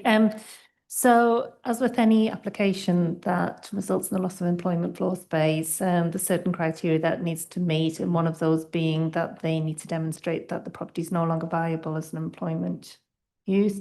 I guess in this case, you could argue, I mean, I'll talk about the marketing in a second, but you could argue the fact that it hasn't been occupied, there isn't a net reduction in the office floor space because it hasn't been occupied. However, in terms of the marketing report, it has been scrutinised by officers. In compliance with policy, it was undertaken for at least 12 months by two different agents. We were happy that it was marketed at prices comparable to similar premises in the area, with flexible terms, incentives such as rent-free periods and contributions to fit out, and it was targeted to large occupiers as well as SMEs. I think in summary, what the report concluded was that because there was limited interest, this was due to partly because of the poor presence on the high street. Also, larger tenants wanted to be configured on one large open plan footplate, and smaller tenants seem to gravitate towards serviced campuses or large office developments with more collaborative environments. But I would say we did scrutinise the report. We did ask for additional information, but we were satisfied that in this case, the loss of this site for employment use is acceptable. Thank you very much. One further question on a different subject, if I may. I was interested to read about the numbers for cycle parking, and that this would be, really, really generous, sort of 18 meters, just over a quarter. And although I'm very, very keen to see more cycling in the borough, do we really think that a quarter of people will be turning up to a hotel by bike? Because that seems to be quite an unusual activity for people to do. It is quite a lot, but I think that's also on account of what's there at the moment, which is in accordance with the office development. So they're seeking to retain that. What we're asking for is for that provision to be improved. So that would involve a waterproof and secure enclosure around that, and we've asked for details for that. But we are welcoming the fact that they are going above and beyond what would normally be required for a hotel, particularly because of the typology of hotel that's being put forward, where people would be staying for longer. So there could be more opportunity for people using a bike than there would ordinarily with a traditional hotel. Thank you. Councillor Kamal, yeah, sure. I'll just come in on that because I did actually have some questions on the bicycle provision, and sort of getting feedback again in a while. I noticed that the section 278 refers solely to the bicycle provision as I've read it, and it goes on about 7 additional Sheffield stands, but you just mentioned that they're going to be waterproof and enclosed. And it also goes on in the report to talking about relocating bicycle parking. I just wondered if in paragraph 3.61, I think. I think that's a different application. I think that's Shortlands.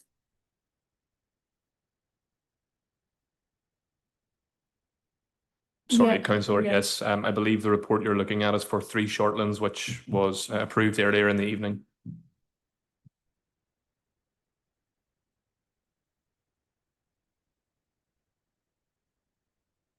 And can I just say that I remember this coming through last time, and I seem to remember it was a finalist in the Hammersmith Society Awards for Good Architecture in Hammersmith. This is a lovely building. It's a shame that it can't get, and they didn't manage to do it. Thackeray Group does have a good reputation for being an above average developer. And whilst I think, we're putting an awful lot of hotel spaces in a very short area because it's right next door. And I did, because I arrived a little early, I did go up for a little wander around it, and it's still a nice building from when we did it. But just to move on to another subject, I will be supporting this. Is I did notice that there were 3 representations from the Blue Cross, and I just wondered how these have been assessed and what steps are going to be taken to ensure that poor little animals don't suffer unduly, because I'm not voting against poor little suffering animals. Thank you. Yeah, we did receive a few objections from the Blue Cross Animal Hospital. A lot of it was to do with the sort of operational phase. There was concern about vehicles coming down Argyle Place. In response to that, all servicing, refuse collection will be undertaken from King Street. In terms of the construction phase, although it's draft at the moment, we will have a final construction logistics plan secured by condition, but the draft document does confirm that there will be no construction vehicles using Argyle Place, and again, it will be undertaken from King Street. So I think in terms of what we can do in terms of minimising any disruption through the operational phase and the construction phase, I think there's adequate mitigation there for that. Sorry, just following on from that answer, if I may, Chair. I do have some concerns because given the reconfiguration of King Street in effect to being one lane of traffic and one lane of two-way bicycle traffic, that any deliveries and whatever will result in the blocking completely of King Street. And if you don't use the rear entrance, and they're very narrow entrances, both in Dimes Place and Argyle Place, to get up from King Street, I'm just not entirely certain how servicing is going to work if you're using everything from King Street. And has this been, if you could give me, if you have those details, if you could give me some sort of assurance that this won't lead to traffic problems on King Street, because a hotel will require additional servicing than the office building.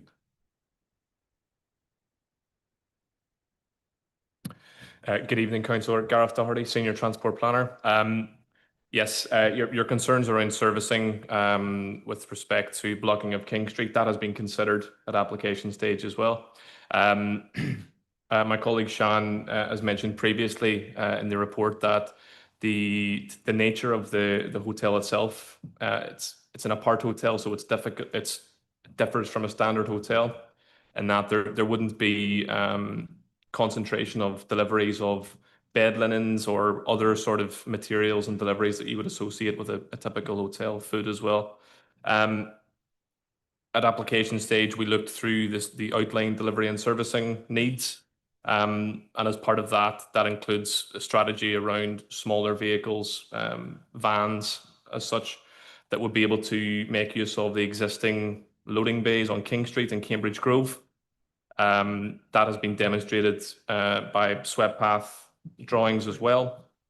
And I'd also draw your attention to the detailed condition for delivery and servicing as well, where further detail will be secured before occupation.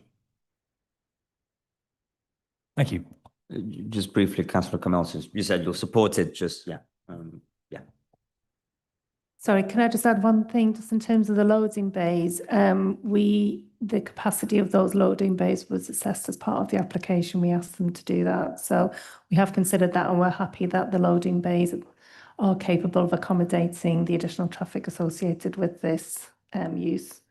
Well, I mean, that begs the further question, is that on current usage, or have you taken into consideration the requirements of the new civic centre once that is operational, because that is going to require additional servicing? And I know that the civic centre does have its own servicing areas, but the difficulty of manoeuvring in and out of those servicing areas for the civic campus, which is quite relatively close to this place. Has that been taken into consideration, or will that be a cross they have to bear? The surveys that were undertaken was in January of 2025, and they assessed those loading bays on King Street and Cambridge Grove. The surveys concluded that there would, although the bays were occupied for periods throughout the day, they would have sufficient capacity to accommodate the anticipated demand of the proposed development. The anticipated demand of the proposed development is estimated at roughly 7 arrivals and 7 departures across a typical day. That's viewed as around a 12 to 13% additional daily servicing demand. To answer your question around the surrounding demand, that wasn't specifically considered as part of this application. However, those bays are still considered to be able to accommodate the demand associated with the proposed development. Thank you. I do I do have concerns because the civic campus is going to be a major thing, and that has been granted permission, and it is opening shortly, and new businesses will be moving in, and it's going to be easier for deliveries there to use the existing bays on King Street and other places. The officer did say that all the deliveries and servicing would be from King Street, and then suddenly started mentioning using the bays on Cambridge Grove, which is not King Street. So there seems to be a slight disparity between the two statements, but it's still a nice application. It is a good developer. I do have concerns over the servicing, but I will be supporting this application. Thank you very much. Councillor Nimmo, you had a... Just very quickly, as sort of ward councillor for this area, I'd just like to sincerely thank the applicant for the engagement that's been done with the residents in Cambridge and in Leamore Street. That was to address many of the concerns raised, and as well to the planning team for securing some excellent commitments, especially to signing up to the upstream pathway bond. That's something that's very positive and welcome. So I look forward to cast my vote in favour shortly. Thank you. Thank you very much. Just a final point. The agent mentioned that the Cambridge Residents Association and Leamore and surrounding that they did not object. Is it the case they did not object, or did they actually support the application? Thank you. So they wrote in to confirm that they raised no objection, and they stated that they hadn't received any negative comments from the Residents Association, that they're sympathetic to the needs of the developer and are in favour of the proposal. Okay, thank you very much. If there's no further questions, we'll move on to voting. And first, on whether recommendation 1 on page 275 of the report is agreed. Councillor Melton, are you voting for, against, or not voting? For. Councillor Nimmo? For. Councillor Walsh? For. Councillor Pascal-Tilbury? For. And Councillor Kamel? For. And I'm also voting for. And then on whether recommendation 2 on the same page of the report is agreed. Councillor Melton? For. Councillor Nimmo? For. Councillor Walsh? For. Councillor Pascal-Tilbury? For. Councillor Kamel? For. And I will also be voting for, and therefore the item is approved. Thank you very much. Just a 2-minute break while officers change. We'll move on to item number 8, which is 153 Penham Road.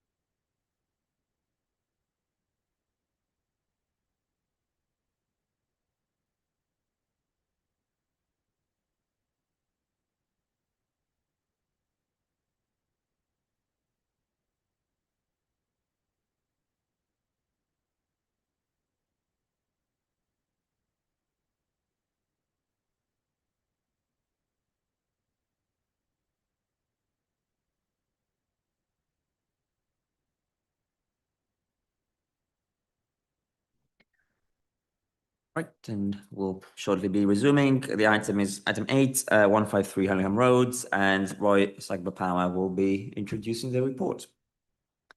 Thank you, Chair.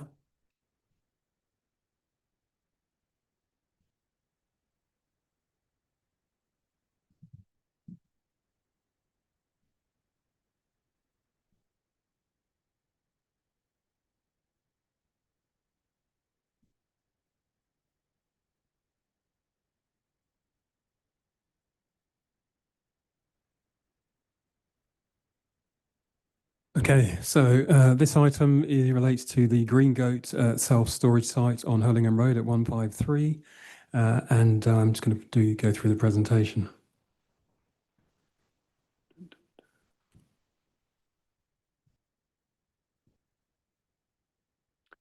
So the proposal, as it's presented tonight, is for a temporary welfare office facility in the form of porter cabins. The porter cabins would support the construction of the care home on the site opposite at 164 Hurlingham Road. That development was approved back in 2023 by this committee and then subsequently granted consent in 24. The application that's before you tonight is for this temporary facility, which is for 24 months and is in relation to that, the implementation of that development across the road. So you can see the images on the screen. The site highlighted in red is the Green Goat storage facility. Opposite the site is the 164 Hurlingham Road, which is a care home that will be the subject of the redevelopment. And on the right-hand side, you can see the image of the site highlighted in a blue pin drop, surrounded by the Hurlingham Conservation Area, and there are some buildings of merit opposite as well. This is just showing you what was approved on the site opposite at 164 Hurlingham Road. So that's the care home facility. This is the image of the application site directly opposite that building, which is the application site for this development, which is the 153 Hurlingham. So you can see the Green Goat signage there. The top image is along Hurlingham Road, and then there's a return elevation along Edenhurst Road, and that return elevation is shown on the bottom image as well. And these are the proposed sort of elevations. So just looking at the east elevation first, you can see the image on the top left. That's the elevation looking towards Hurlingham Road, and then the elevation that's drawn at the bottom, the artist's impression, that's showing what was be proposed. Those structures, which are two-storey, are the porter cabins fronting that elevation. And you can see an image of what they would look like in terms of character and appearance, and they are temporary structures. This is a similar sort of image where you've got the Hurlingham Road frontage, and then the image at the bottom is how that relates to the frontage along Hurlingham Road, and then the image of the structure that would be in situ. This is just showing you the site as it was approved under the storage facility on the left-hand side, with parking facilities along the frontage on Edenhurst Road. And then you've got the main elevation along Hurlingham Road on the right-hand side.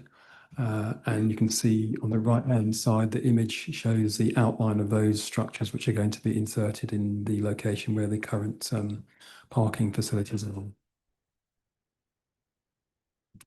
This is just highlighting the image I've just shown you on the top left corner, where those facilities would displace the parking spaces. Those parking spaces would be displaced to the other side of the site, which is currently a service yard. And it's demonstrating that although there's a small reduction in the parking spaces being retained, those parking spaces can function suitably with satisfactory access to those spaces that are being provided, and also the swept path is shown there for the service and vehicles to that yard area. So during the course of the application, we've had sort of 38 objections, a number of these highlighted. There's just kind of a key summary. Main things are concerns about impact on the highway, construction, and traffic-related matters. From our planning assessment, we've looked at the land use. Although there is a change which is temporary, it's not permanent, and it would revert back to a self-storage car park associated with the primary use of the site. So it would be for a temporary period. We feel that's acceptable in these circumstances because it enables the implementation of the site opposite to be expedited in a much quicker fashion. So it would be reduce the build program for that by 4 months. In terms of designs, recognise that these buildings aren't of any particular character, but they are a temporary structure and they will be removed once the development has ceased. Similarly, in terms of impact on neighbours, we've looked at light, privacy, outlook and noise, and all of those are deemed to be satisfactory impact, and conditions are applied where appropriate. And in terms of highways, our highways colleagues have looked at the arrangements and are satisfied that the proposed arrangements would not have a harmful impact on the highway. And there was some concern amongst some residents about making sure that the clean air neighbourhood enforcement camera was retained. I can confirm that would be retained. And also there are some trees on site. None of those would be adversely affected. And overall, there's no harmful impact other than the fact that it's for a very temporary period. So officers are recommending that the application be approved. Thank you. Thank you very much, Roy. And there is also an addendum. I don't know if you'd like to run us through that. Thank you, Chair. So first of all, I'd like to apologise because I need to addend the addendum. So the first thing is on page 6, there's the item there is referred to 153 Hurlingham Road. So the first item there, page 332, refers to paragraph 6.49. There's a slight tweak to the paragraph there, which is basically acknowledging that there will be some installation of the porta cabins during that period. There's going to be some movement to and from the site. Also, there's an updated refuse delivery arrangements for the facilities that are being installed. And aside of those matters, there will be no impact on the local environments, and a condition has been attached to secure satisfactory mitigation. All the other references beneath that are not relevant to this application site. So apologies for that. Thank you. Thank you very much. Are there any questions on this item by any member of the committee? Councillor Carmel. Hardly get an application before us without me listening to the sound of my own voice. Just as a general comment to begin with, those who've been on the committee for some while will remember that I did question when we did the nursing home over the road, where all the construction traffic and everything was going to be done. And this is actually quite an elegant solution to the problem and would have made me happier at the time when we were doing the nursing home if they'd come up with that solution at the time. But we judge each planning application on its individual merits at the time. I do have some concern that for the residents of Edenhurst, because I think that whilst we're only considering the application before us, that we all know that the Green Goat site has been the subject of some speculation over the years for its potential redevelopment. And if we're going, first I have problems with thinking that they'll complete Hurlingham Road in 2 years, which is the time limit of this, and so I suspect it'll come back for an extension of time. But secondly, there's going to be ongoing construction work in that neighbourhood for a considerable length of time. First, while Hurlingham Road's done, and then when that's completed and these porta cabins are removed, any future redevelopment of what is currently the Green Goat site, or I think it was magnet storerooms beforehand. And so there are that. And so I do understand the concerns of the residents, but it is an elegant solution to the problems for the nursing home over the road, and on planning grounds for this application, I see no reason to be able to vote against it. Thank you very much. I do echo your sentiments. Any other comments or questions?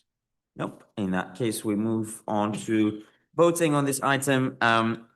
First, on whether recommendation 1 which is on page 316 of the report, is agreed. Councillor Melton, are you voting for, against, or not voting? For. Councillor Nimmo? For. Councillor Walsh? For. Councillor Pascal-Tilbury? For. Councillor Kamel? For. And I will also be voting for. And on whether recommendation 2 of the report is agreed, Councillor Melton? For. Councillor Nimmo? For. Councillor Walsh? For. Councillor Pascal-Tilbury? For. And Councillor Kamel? For. And I will also be voting for. And therefore, this item is approved.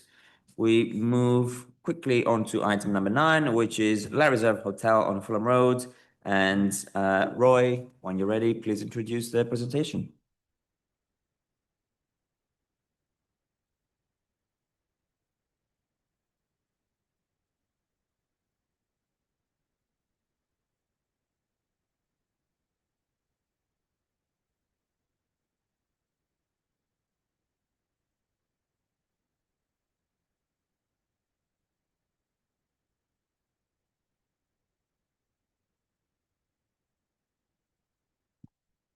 Thank you, Chair. So this is the La Reserve Hotel on Fulham Road. Just go through the presentation. So this is a Section 73 variation application to vary some of the conditions, in particular Condition 2, which relates to the approved drawings, and Condition 20, which relates to the flood risk assessment. Originally, the application was for the redevelopment of the site to provide a 4/5-storey hotel building, a part hotel building, and work has commenced on site, and some amendments are being sought. So instead of a single basement, a double basement is proposed, and that is a retrospective element. Also, there are some alterations to the elevations which are proposed. Those have not been implemented. There's some minor alteration to the footprint, shifting it slightly towards the sort of east by about a metre. And that is retrospective, that element. And then there's some proposed alterations to the roof to affect the roof profile. Those are proposed. So this is the application site. You can see on the left-hand side, the site is highlighted in red because it's surrounding context. To the north is the Hillary Close, and beyond that is the Chelsea Football Stadium. And then the site itself is about 200 metres from the Fulham Town Centre boundary. On the right-hand side, you can see the site in context in terms of its heritage. It's in the Moor Park Conservation Area, and there are some adjacent buildings of merit. The buildings on the site are no longer there as they were approved for demolition under the previous application, albeit retrospectively. The planning application, I say, was for a 50-bed hotel, a part hotel with a single basement. The site is under construction. Following enforcement investigation, works have paused. The current retrospective application seeks to regularise the unauthorised works. So this was the situation back in 2021. You can see the top left, the buildings there on site, which are basically 3-storey with lower ground accommodation hotel, and that's the frontage on Fulham Road. This is the site as it is at the moment, so the 2024 permission that's being implemented. So the double basement, which you can't see because it's behind the hoardings, but you wouldn't have been able to see anyway because it's beneath the basement that was approved and it's not visible from the street. The image on the left-hand side is basically 2 bookends, if you like, of this. So one looks at the nursery, which is to the left of the site, and you can see the flank wall of that nursery, which is the white with the scaffolding slightly in front of it. And to the right, you've got what's called Bovril Court, which is a residential development, and that just gives you that context. This is what's being proposed and what was approved. So the top image is what is being proposed, and the bottom image is what was approved. And so what you really see, there is no real increase in terms of the scale and mass of the building. It's pretty much the same. It's just the elevational treatment is altered. Just trying to give you a flavour of that in a bit more detail. So the images on the left-hand side, the coloured images, those are the proposed drawings. The images on the right are the approved drawings. And what you see on the left is the frontage to the site along Fulham Road. And there's the first basement, which is then beneath that is a second basement. And then on the right-hand side, you can see the elevation, that same elevation, which is in black and white, with a reduced, with a slightly different configuration of window treatment and elevational treatment and boundary wall. And similarly to the rear, which is the bottom left corner proposed, you can see the windows in that elevation. And also you can see the roof has been slightly altered. It's mansarded more at top level. And you can see the basement, which doesn't quite cover the full width of the property at the rear. But on the left, sorry, on the right-hand side, you can see the treatment includes many more windows and it's a more vertical treatment at the upper floor rather than mansarded. This is trying to highlight what the changes are between what was approved and what's being looked at now. So the area highlighted and dotted in orange or red, depending on which way you look at it, is the approved scheme in outline. And then the bits that punch above it to the left at roof level, you can see that the, if you like, pitch has been moved slightly to the east, to the west on this image. And then slightly to the east on the other side of the same roof level. And at basement level, you can see the dotted line, which shows the basement that was approved before. And then there's a basement which extends beyond that at second basement level. So again, just trying to highlight what the differences are between what was approved and what was proposed. So I highlighted already, I think there's a basement, additional basement here that's proposed, which is beyond the red line, which is what was approved. There's also at roof level a sort of a vertical element here, which was the treatment at that time when it was approved, which is now mansarded, so it's set back slightly. And then this is the proposed basement level 1 layout, which in contrast to the approved layout, which you can see on the bottom image, there was bits of plant, if you like, etc., which was covered half of that sort of floor area. And that's now all been given over to accommodation for the hotel, because some of the hotel rooms have been enlarged to include 2-bedroom units rather than 1 bedroom. But the number of units overall doesn't change, just the mix of unit changes.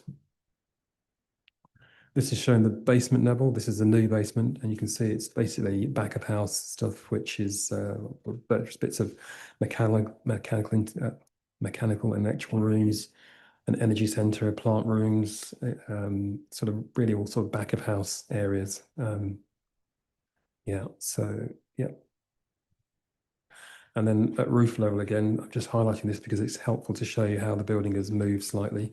So you can see on this side, the western side, the dotted line highlights the area that was approved.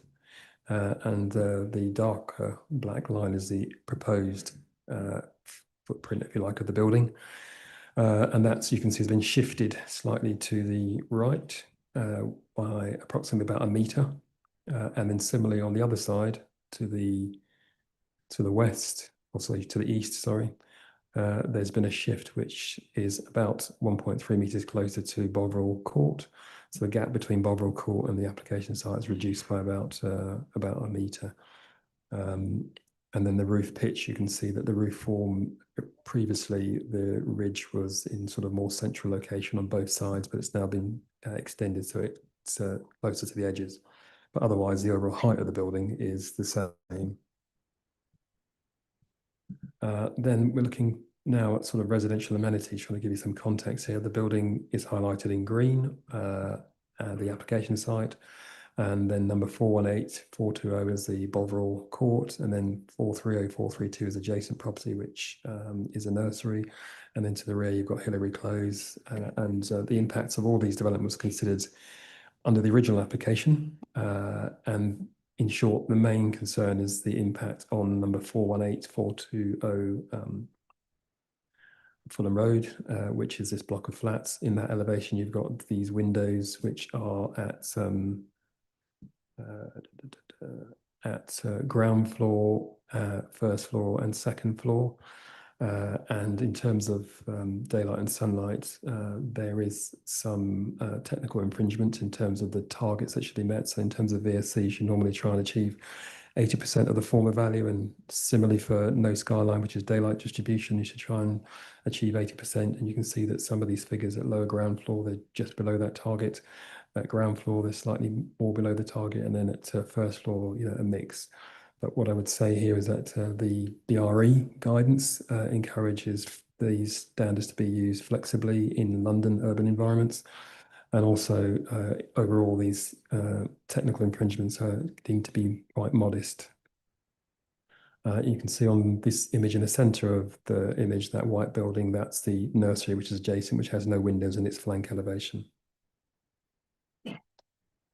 So then turning to the representations, there are a number of representations from neighbouring properties. These are all highlighted in the body of the reports, but essentially cover design, scale, intensity, outlook, construction, the basement and the nuisance that arises from that, together with concerns about the unauthorised development and insufficient engagement and other matters. But essentially the basement is substantially complete, so the works related to that essentially won't be to the extent as if it was a complete new build.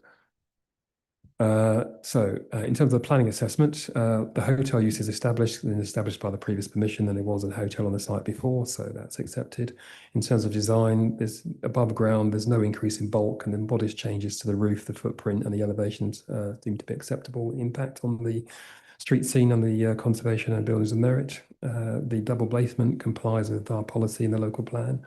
Policies in the local plan, DC 11 allows for more than one story to be implemented under large sites, and this is one of the falls within that definition. And the applicant has submitted a construction method statement and a revised flood risk assessment, and surface urban drainage details are unchanged from the previous application.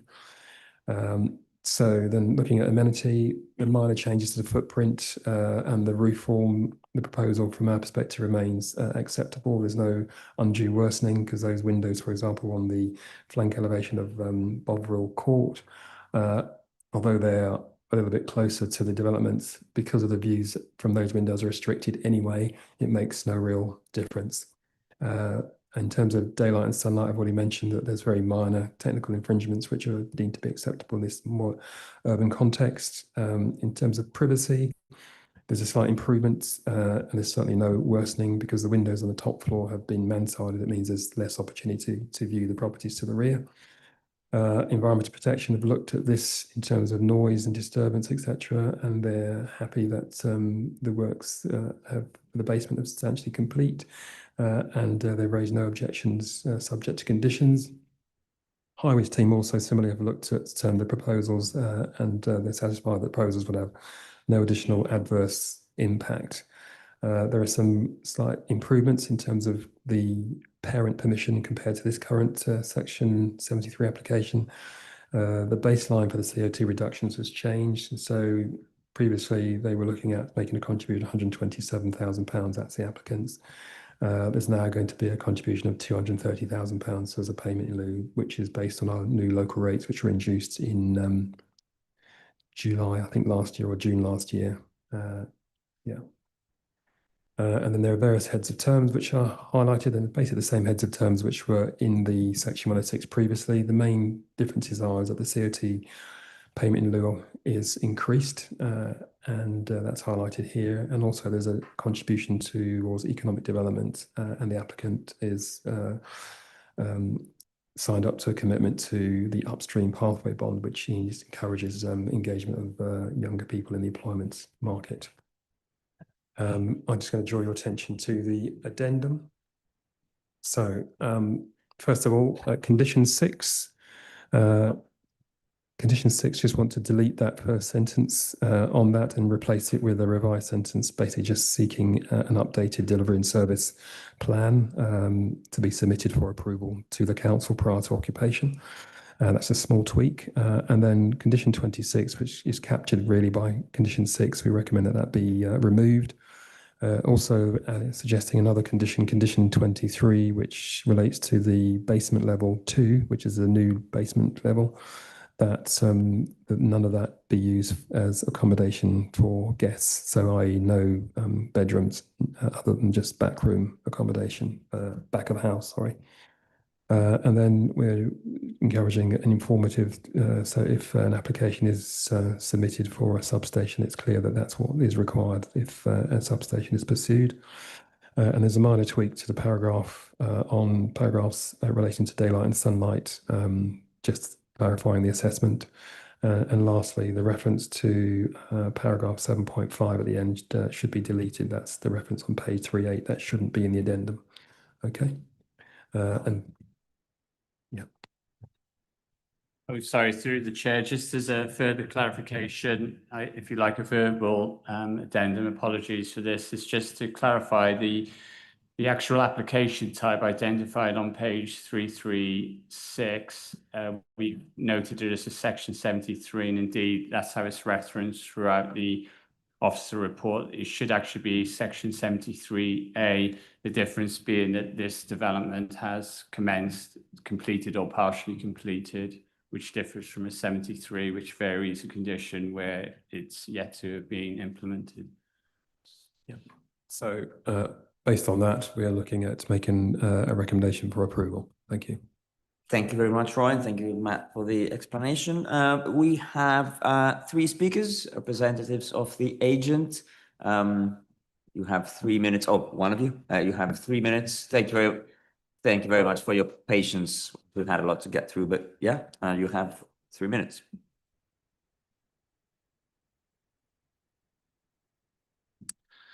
Thank you, Chair. For the benefit of members, we thought it'd be useful to set out the background to this application. The applicant Reserve Property Holdings formed a joint venture with another party to develop the site. The applicant's not based in the UK, and as such, they relied on their JV partner to deliver the project, which has resulted in a number of issues. The applicant appointed a new team approximately 12 months ago when they found out that what was being built was not in accordance with the planning permission. We reviewed the works and advised all works stop on site. It's worth noting that, as confirmed in the officer's report, there were no complaints during or post the build process. Since work stopped, we've been working collaboratively with officers to get to the position we are looking to regularise the works to ensure the planning permission is in place for the applicant to recommence building and open the hotel. As members will see, the main changes relate to the addition of basement level. Importantly, the number of bedrooms would remain the same as with the height of the building. The application is supported by a number of reports which conclude that in planning terms, what is being proposed is acceptable. Consultation undertaken during the course of the planning application has concluded there's no policy objection for the alterations. As per your officer's report, the basement is considered acceptable in accordance with policy DC 11. Other adjustments are considered by officers to be inconsequential. Amendments to the proposed roof plane would not result in any increase in height or material change to the massing or visual impact of the building within the street scene. The front forecourt would be landscaped to improve the legibility of the main entrance and enhance the quality of the public realm. The materials palette remains as previously approved. Working collaboratively with officers through the pre-application and application process, the elevations have been refined on the overall design intent, remaining the same as the approved scheme. The proposed windows would have more regularisation and vertical alignment being more uniform. Officers conclude that in terms of height and bulk, the revised scheme would not give rise to any harm.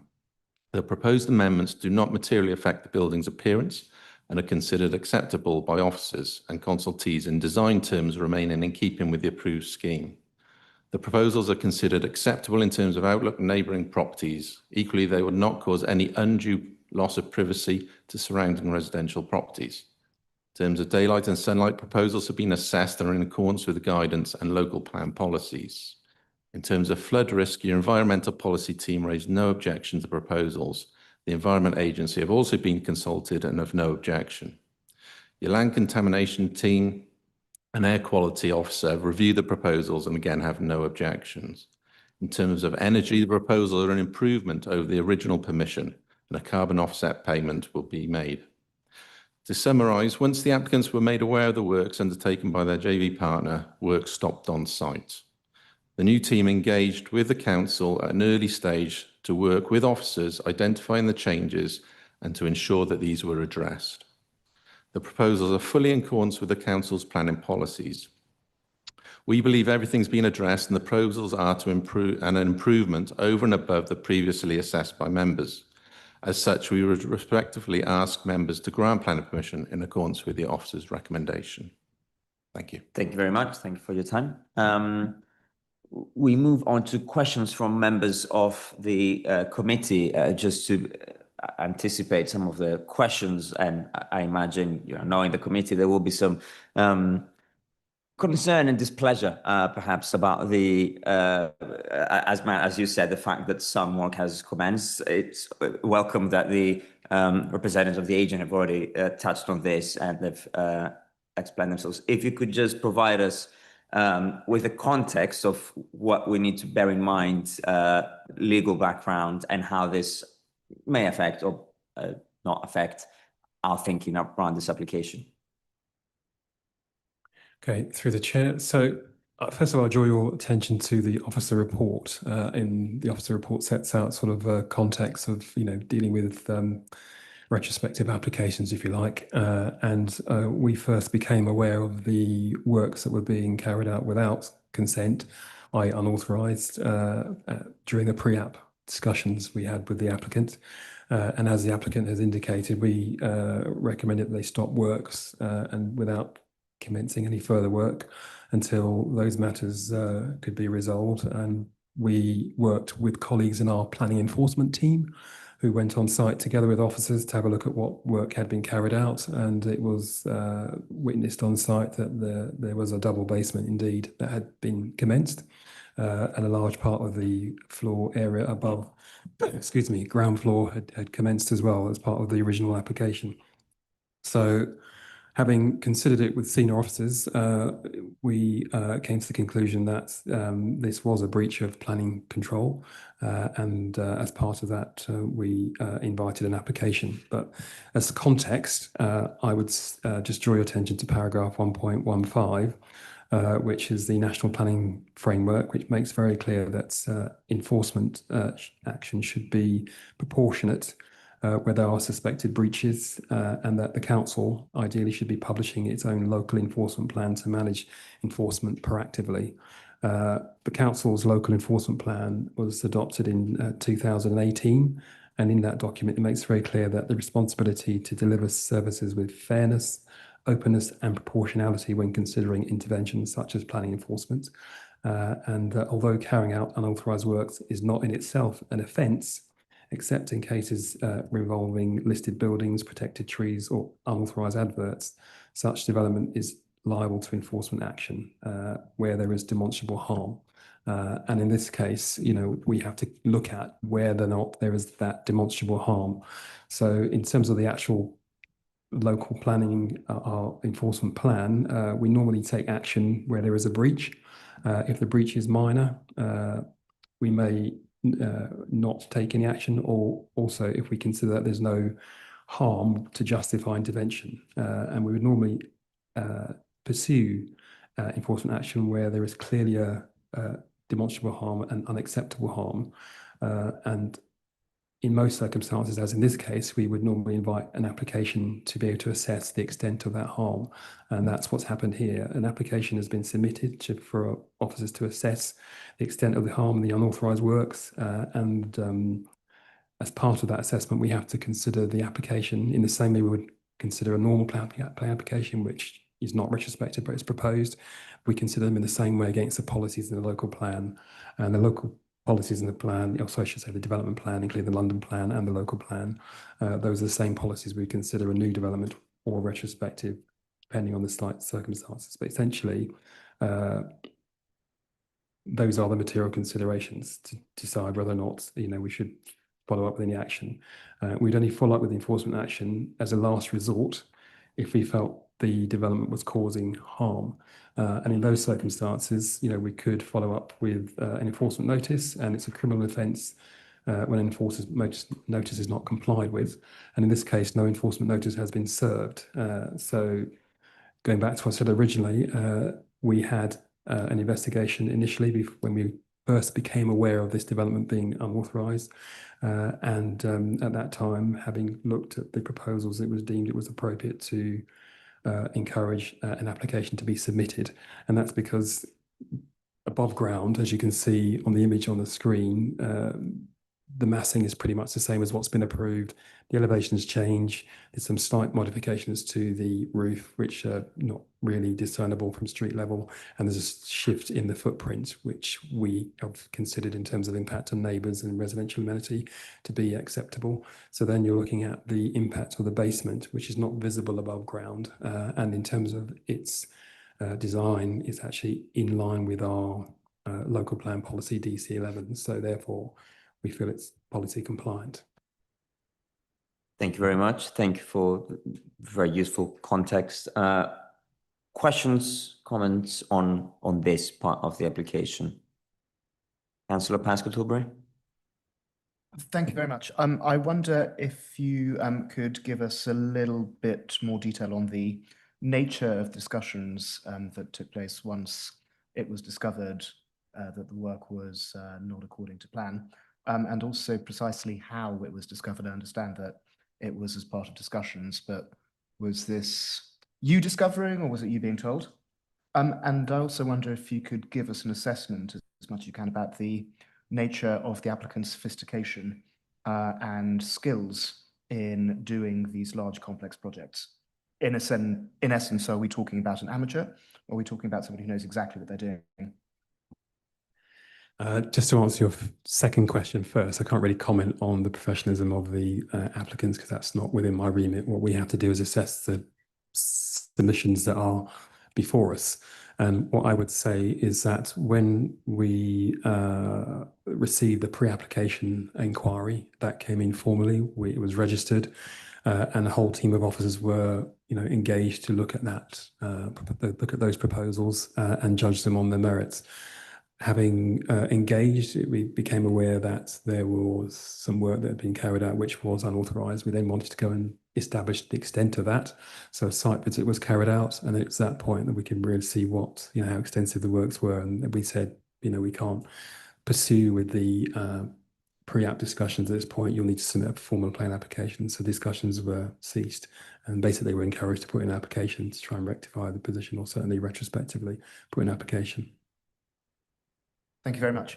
Additional question, if I may. Obviously, this site with some history, because especially for those who weren't on the committee at the time, essentially we had quite a good building of merit on the site, which was knocked down, and then the committee was told, okay, well, it's happened, deal with it. I might paraphrase a little bit.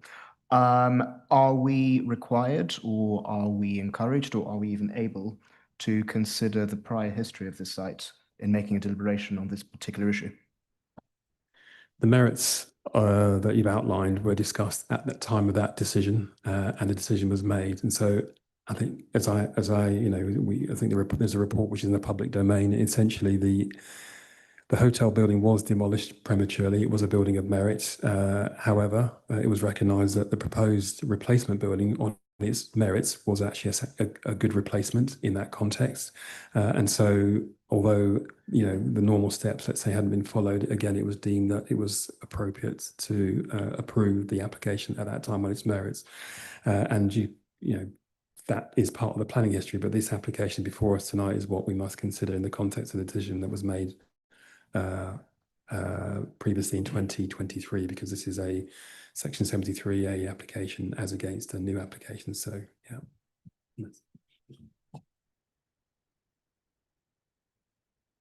Thank you. Sorry, Councillor, thank you for the question. I think it's quite important to refer back to the original application for part retrospective consent. Now, that did cover off that the principal demolition of the locally listed buildings had already been considered acceptable back in 2018. So I think, as we mentioned back at the point a couple of years ago, that the original application was considered. At that point, the baseline condition of the site was that this was a vacant site. And I think that's quite important as part of the history, as Roy says, in terms of the actual progression of applications that we've seen, that the principle was established in that 2018 permission. And Alan, if you could just give your full name and title just for that. Sorry, apologies, Chair. So I'm Alan Jones, Urban Design Heritage Team Leader. Thank you very much. Is there a follow-up, Councillor? I may do in a bit. Thank you. Councillor Kamal. Well, you anticipated what I would start with in your opening remarks. No, that's okay. Prepare them. Members of this committee and indeed officers will know that I have a predisposition against retrospective applications, especially when they're done by professionals who know exactly what they're doing and do it what appears to be, for the purposes of the Defamation Act, in a deliberate manner to maximize the development potential. And just a couple of weeks ago, we had another retrospective application over the other side of the road on the corner of Maxwell Road. Could I just ask, because of the nature of the wording that officers use, which was very carefully picked, I suspect. You said you first became aware of the unauthorized works when you had a pre-application approach by part of the applicants, because we heard it was a JD and this and that and the other. Could you please let me know whether the scale and nature of the unauthorized works that you discovered on your site visit were entirely consistent with the original approach? Because the way you phrased it, I got the impression that the scale of the works that they had undertaken without the relevant planning permission was greater than what their initial approach to you was about. I can confirm that the works that were being proposed are the works pretty much what you see before you. There's been some changes in the design alterations, but overall the sort of scale, massing and depth of the basement's pretty much the same. Yeah. What is the increase in size of the basement proposed compared to the originally approved basement? I mean, is it 50% larger? Is it 100% larger? I can only tell you that the additional floor space is around about 500 square meters at basement level, but you know, sits below the existing basement, but doesn't cover the full extent of the approved basement. Thank you. You had pulled up on your slide on the presentation the section 106 heads of terms. Do they, apart from the difference in the CO2 offset, are they any different from the approved heads of terms from the last time or the first time that they actually had a legal approval and did the works carried out? Yeah, there should be, well, there was a contribution in terms of economic contribution of £13,000 on the original application, and this current application that's been upped because of the increase in floor space to around £31,000.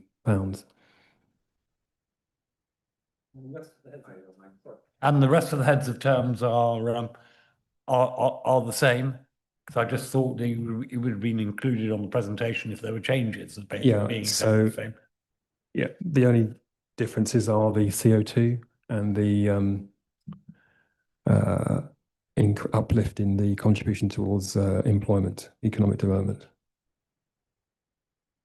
And the next one, on page 12 of your presentation, in the bottom right-hand corner, you had a little table showing the vertical sky component and the no skyline. Yeah, there we have that.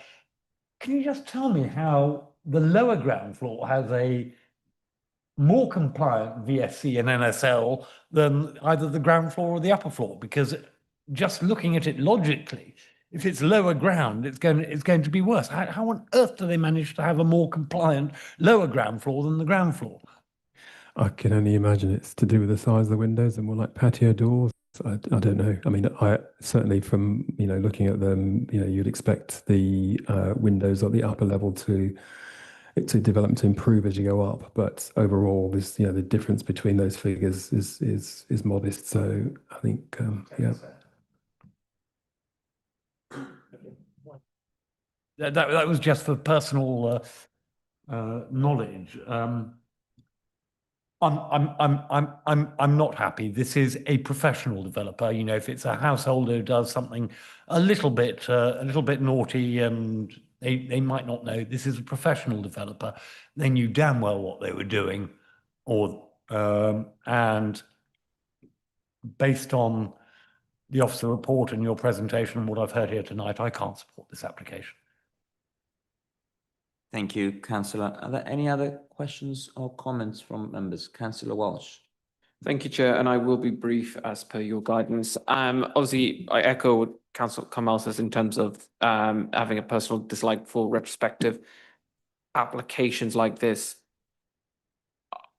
Regretfully, obviously, I have to look at this and say that despite my dislike of how this application has come before us, it is nonetheless a policy compliant application. And as much as I dislike the circumstance, the application itself is compliant. So I will be supporting it on the basis of it adheres to the requirements, irrespective of my personal feelings towards the circumstance. Thank you. And I share your feelings, and I'll be voting for. And unless there's any other questions, I think we can move to voting.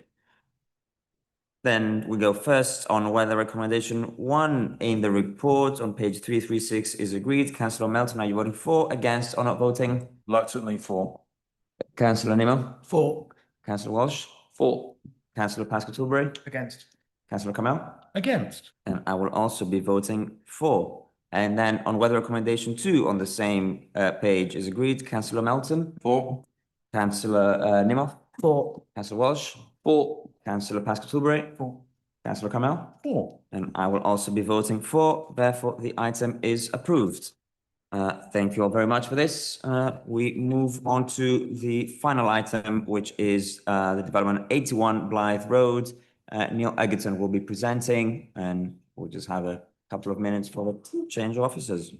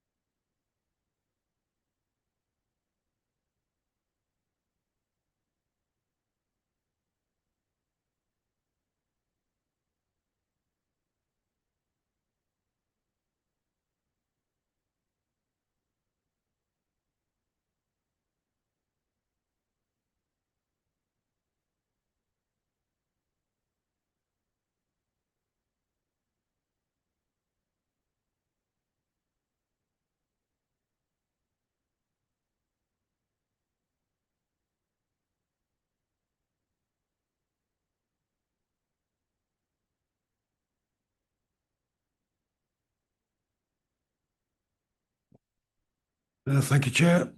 This application relates to 81 Blythe Road. This did come to committee a couple of years ago with a resolution to approve a redevelopment of the site for 8 flats. This is a revised version of that scheme. Looks to come the demolition of the existing building on site, providing 5 dwelling houses across 4 floors, including lower ground floor level, together with cycle parking and amenity space. Show the site location plan there. On the application is on the southern side of Blythe Road and backs onto the rear of the properties. There, I've actually missed the name.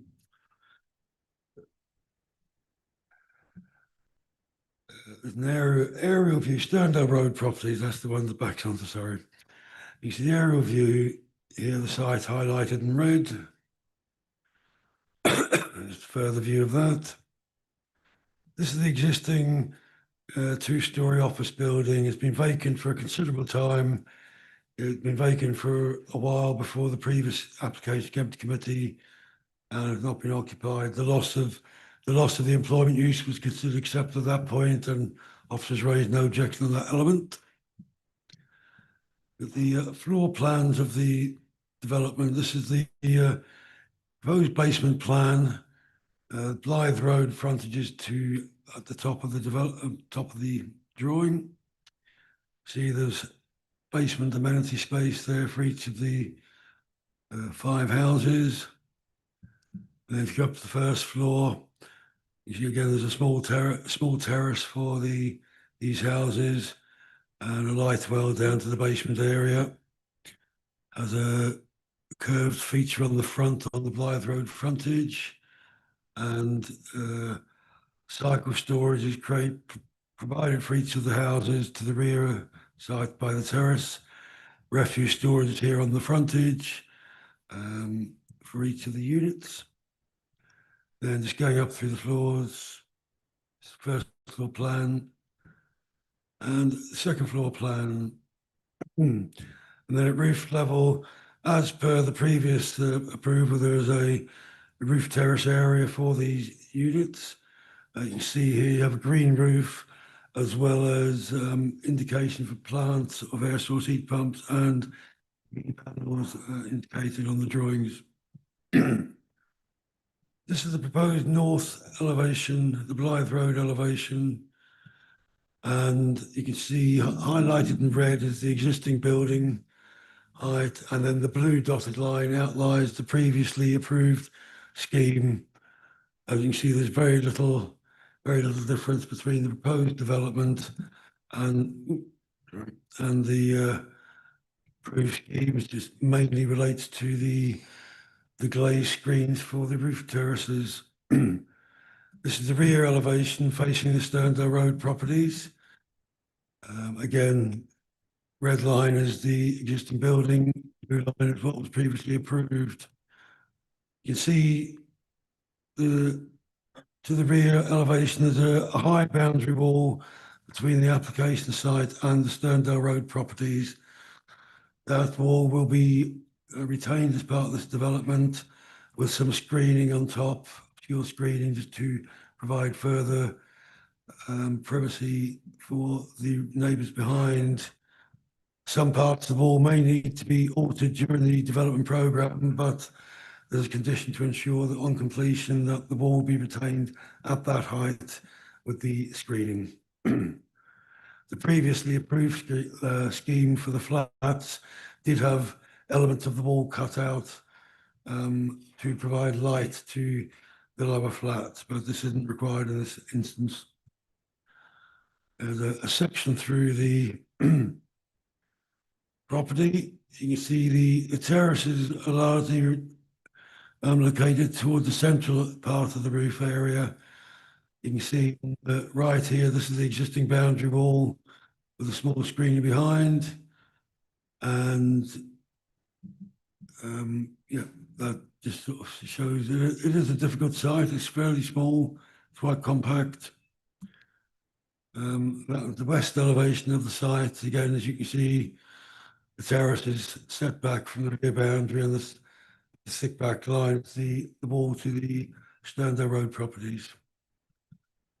And that's from the other end, the east elevation, the staggered sort of frontage and that curve features. And this just shows the section through the rear courtyard without the rear boundary wall shown there, although it is shown by a dotted line. So the small terraces at ground floor level, cycle storage provided there for those occupiers. And then the green roof and the terraces at upper level.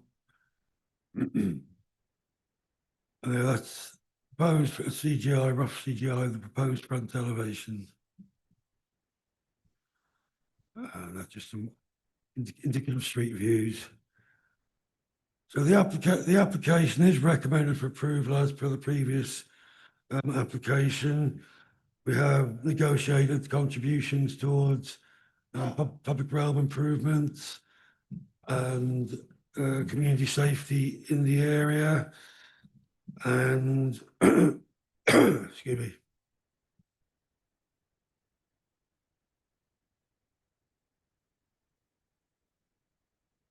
And then there will be air quality monitoring and monitoring of the demolition and construction logistics plans. The site will be car permit free to prohibit any occupier of the 5 units other than blue badge holders obtain the parking permit, and then there'll be some section 278 works. So officers are recommending approval subject to conditions on the legal agreement. I'll just bring your attention to the addendum where there are 3 conditions, 3, 7 and 8, where the phasing or the timing of those conditions has been amended slightly, so they will be prior to commencement of above ground works rather than prior to commencement. There would also be 4 conditions that have been reworded to provide more up-to-date and clearer conditions, particularly around screening of the site, the prior to the commencement of the demolition phase about monitors and ventilation strategy. And then there is a slight amendment in terms of the wording for the section 106, where it said is expected to agree, the applicant is expected to agree to a legal agreement. We're replacing that with has agreed to a legal agreement. Thank you. Thank you very much, Neil, for the presentation. We also have speakers speaking in support. Thank you very much for your patience while we went through the items, and there'll be 3 minutes of time for you. Yep. Thank you very much for the opportunity to address the committee. My name's Giuseppe, the applicant's planning agent. The project architect and daylight and sunlight consultant are here this evening if you do have any detailed questions for them. This application, as mentioned, is a resubmission for 81 Blythe Road, following the previous permission granted for 8 apartments. That scheme required the partial demolition of the rear boundary wall to bring light into the lower ground floor units. After careful due diligence, the new site owner concluded that the approved scheme would cause significant disruption to neighbouring residents, particularly due to the proposed openings in the rear boundary wall. The applicant is committed to maintaining positive relationships with neighbours and therefore seeking permission for a more sensitive and neighbourly design. A new design team was appointed to reconsider the design. The revised proposals now include 5 high-quality homes and crucially retains the rear boundary wall in full. This directly responds to the most significant concerns raised previously by residents.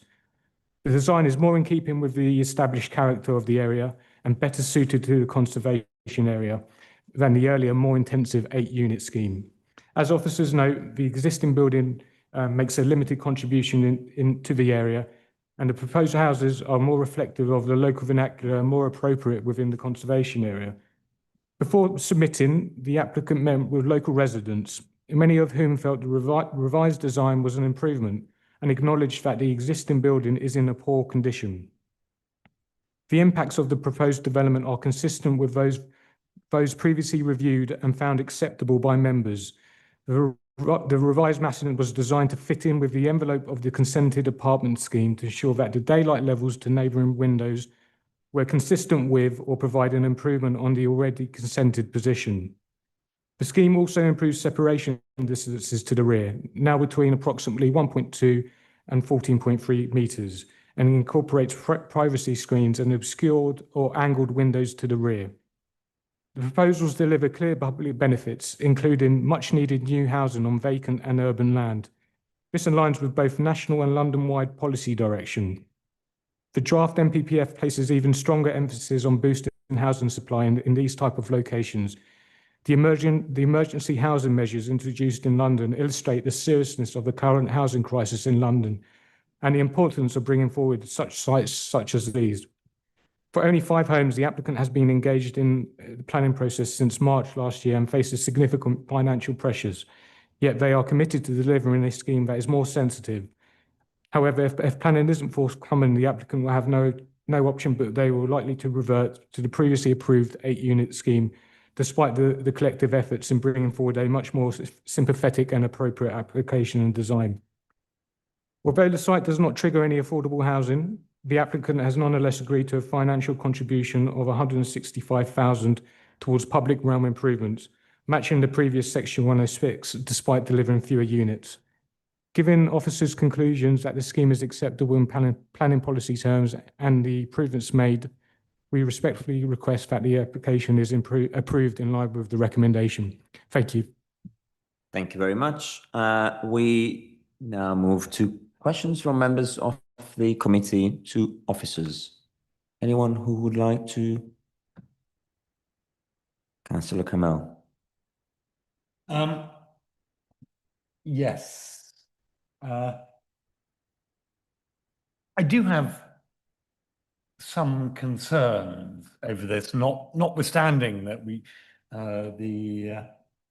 agent on behalf of the applicant talked about the emergency housing legislation, and what he's doing is reducing what we have counted as part of our housing targets of 8 units down to 5, which is, I think, contrary to policy, but it is getting rid of a non-housing site, and it is 5 additional units, even if we have counted it as 8. But looking at the site, I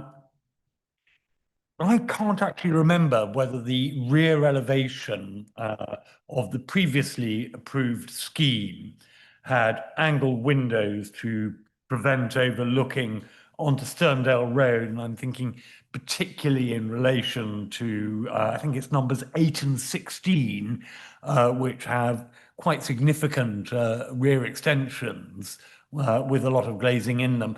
And if you could tell me whether the 8 and 16 had actually been built when we approved the last application, 2, whether there was any angling of the windows, or whether there's a greater degree of fenestration at the back on this scheme than there was on the last one, and see what the distance between, particularly on 8 and 16, between the proposals before us tonight and what is currently in Sterndale Road.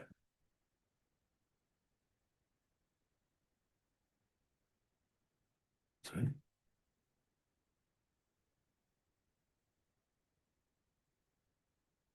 Thank you, Councillor. So just to review the earlier scheme. So the earlier scheme in comparison, can we go on to your presentation, Neil? Because of the nature of the earlier flatted scheme, there were more significant elements of fenestration within the rear elevation. So because obviously this is a south-facing elevation, they were given the most daylight sunlight to the flat. So just to compare, so where you've got on the, for example, on the left-hand side of the image, where these windows are in place, they were kind of double height at first and second floor windows that were kind of conjoined with panel strips within them. So these are obviously kind of smaller apertures than what proposed there. But again, also that the windows, I think the windows that you talked to are more around the rear offshoots to each of the flatted blocks that introduced skylights. So that may have been the memory you've got about the windows, that they were actually kind of skylights within the offshoot elements of the building.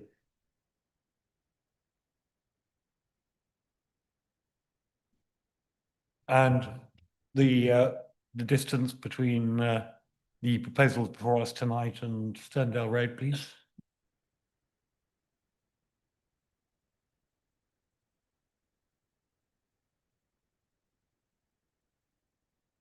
And while you're at it, and I know it's an urban situation and we mustn't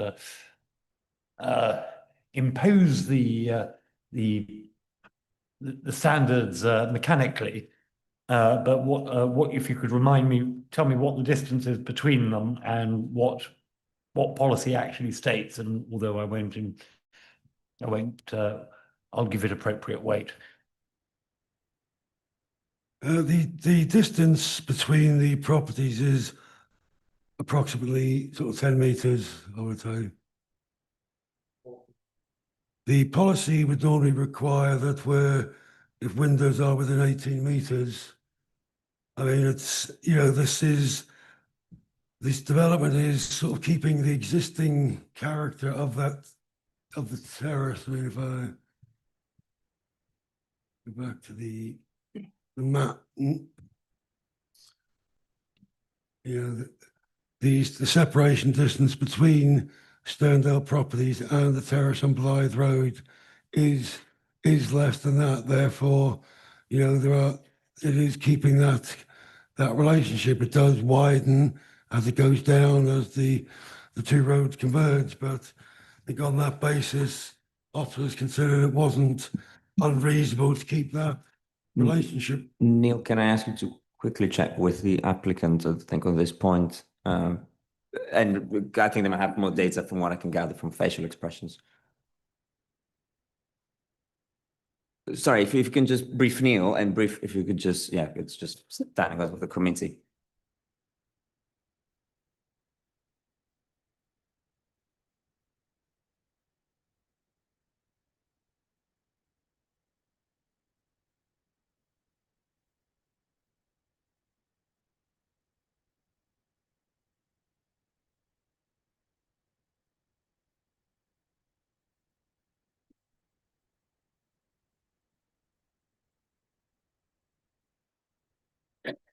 If you'd like to update us. Thank you. So sorry, this section's been cut off, but from the rear elevations of the properties adjacent to the south. So the design and access statement includes notation of the original scheme and the current proposal. So on the original proposals, beyond the rear wall that you can see here, that's a boundary wall, at the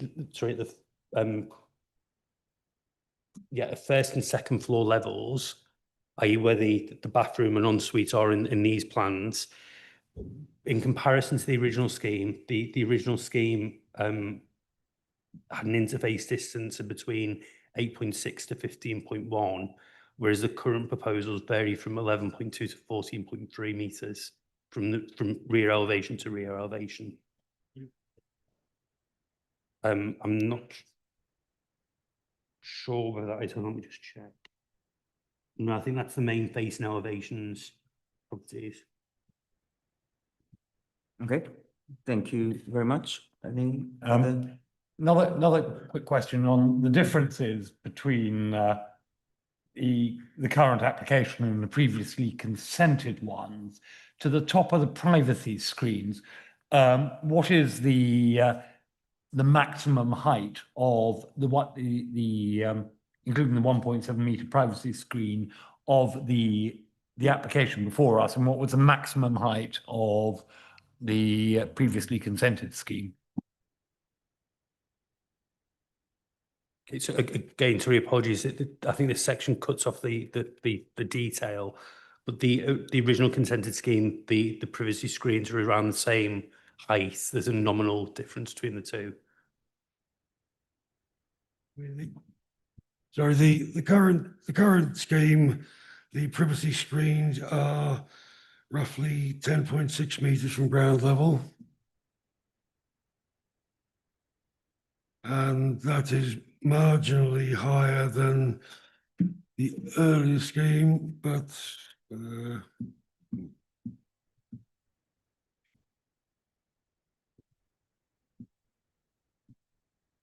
which was the height to the top of the rear screen was the approved building to the top of the rear screen was 10.6 meters, and for the proposed one, it's 10.7 meters from the ground level.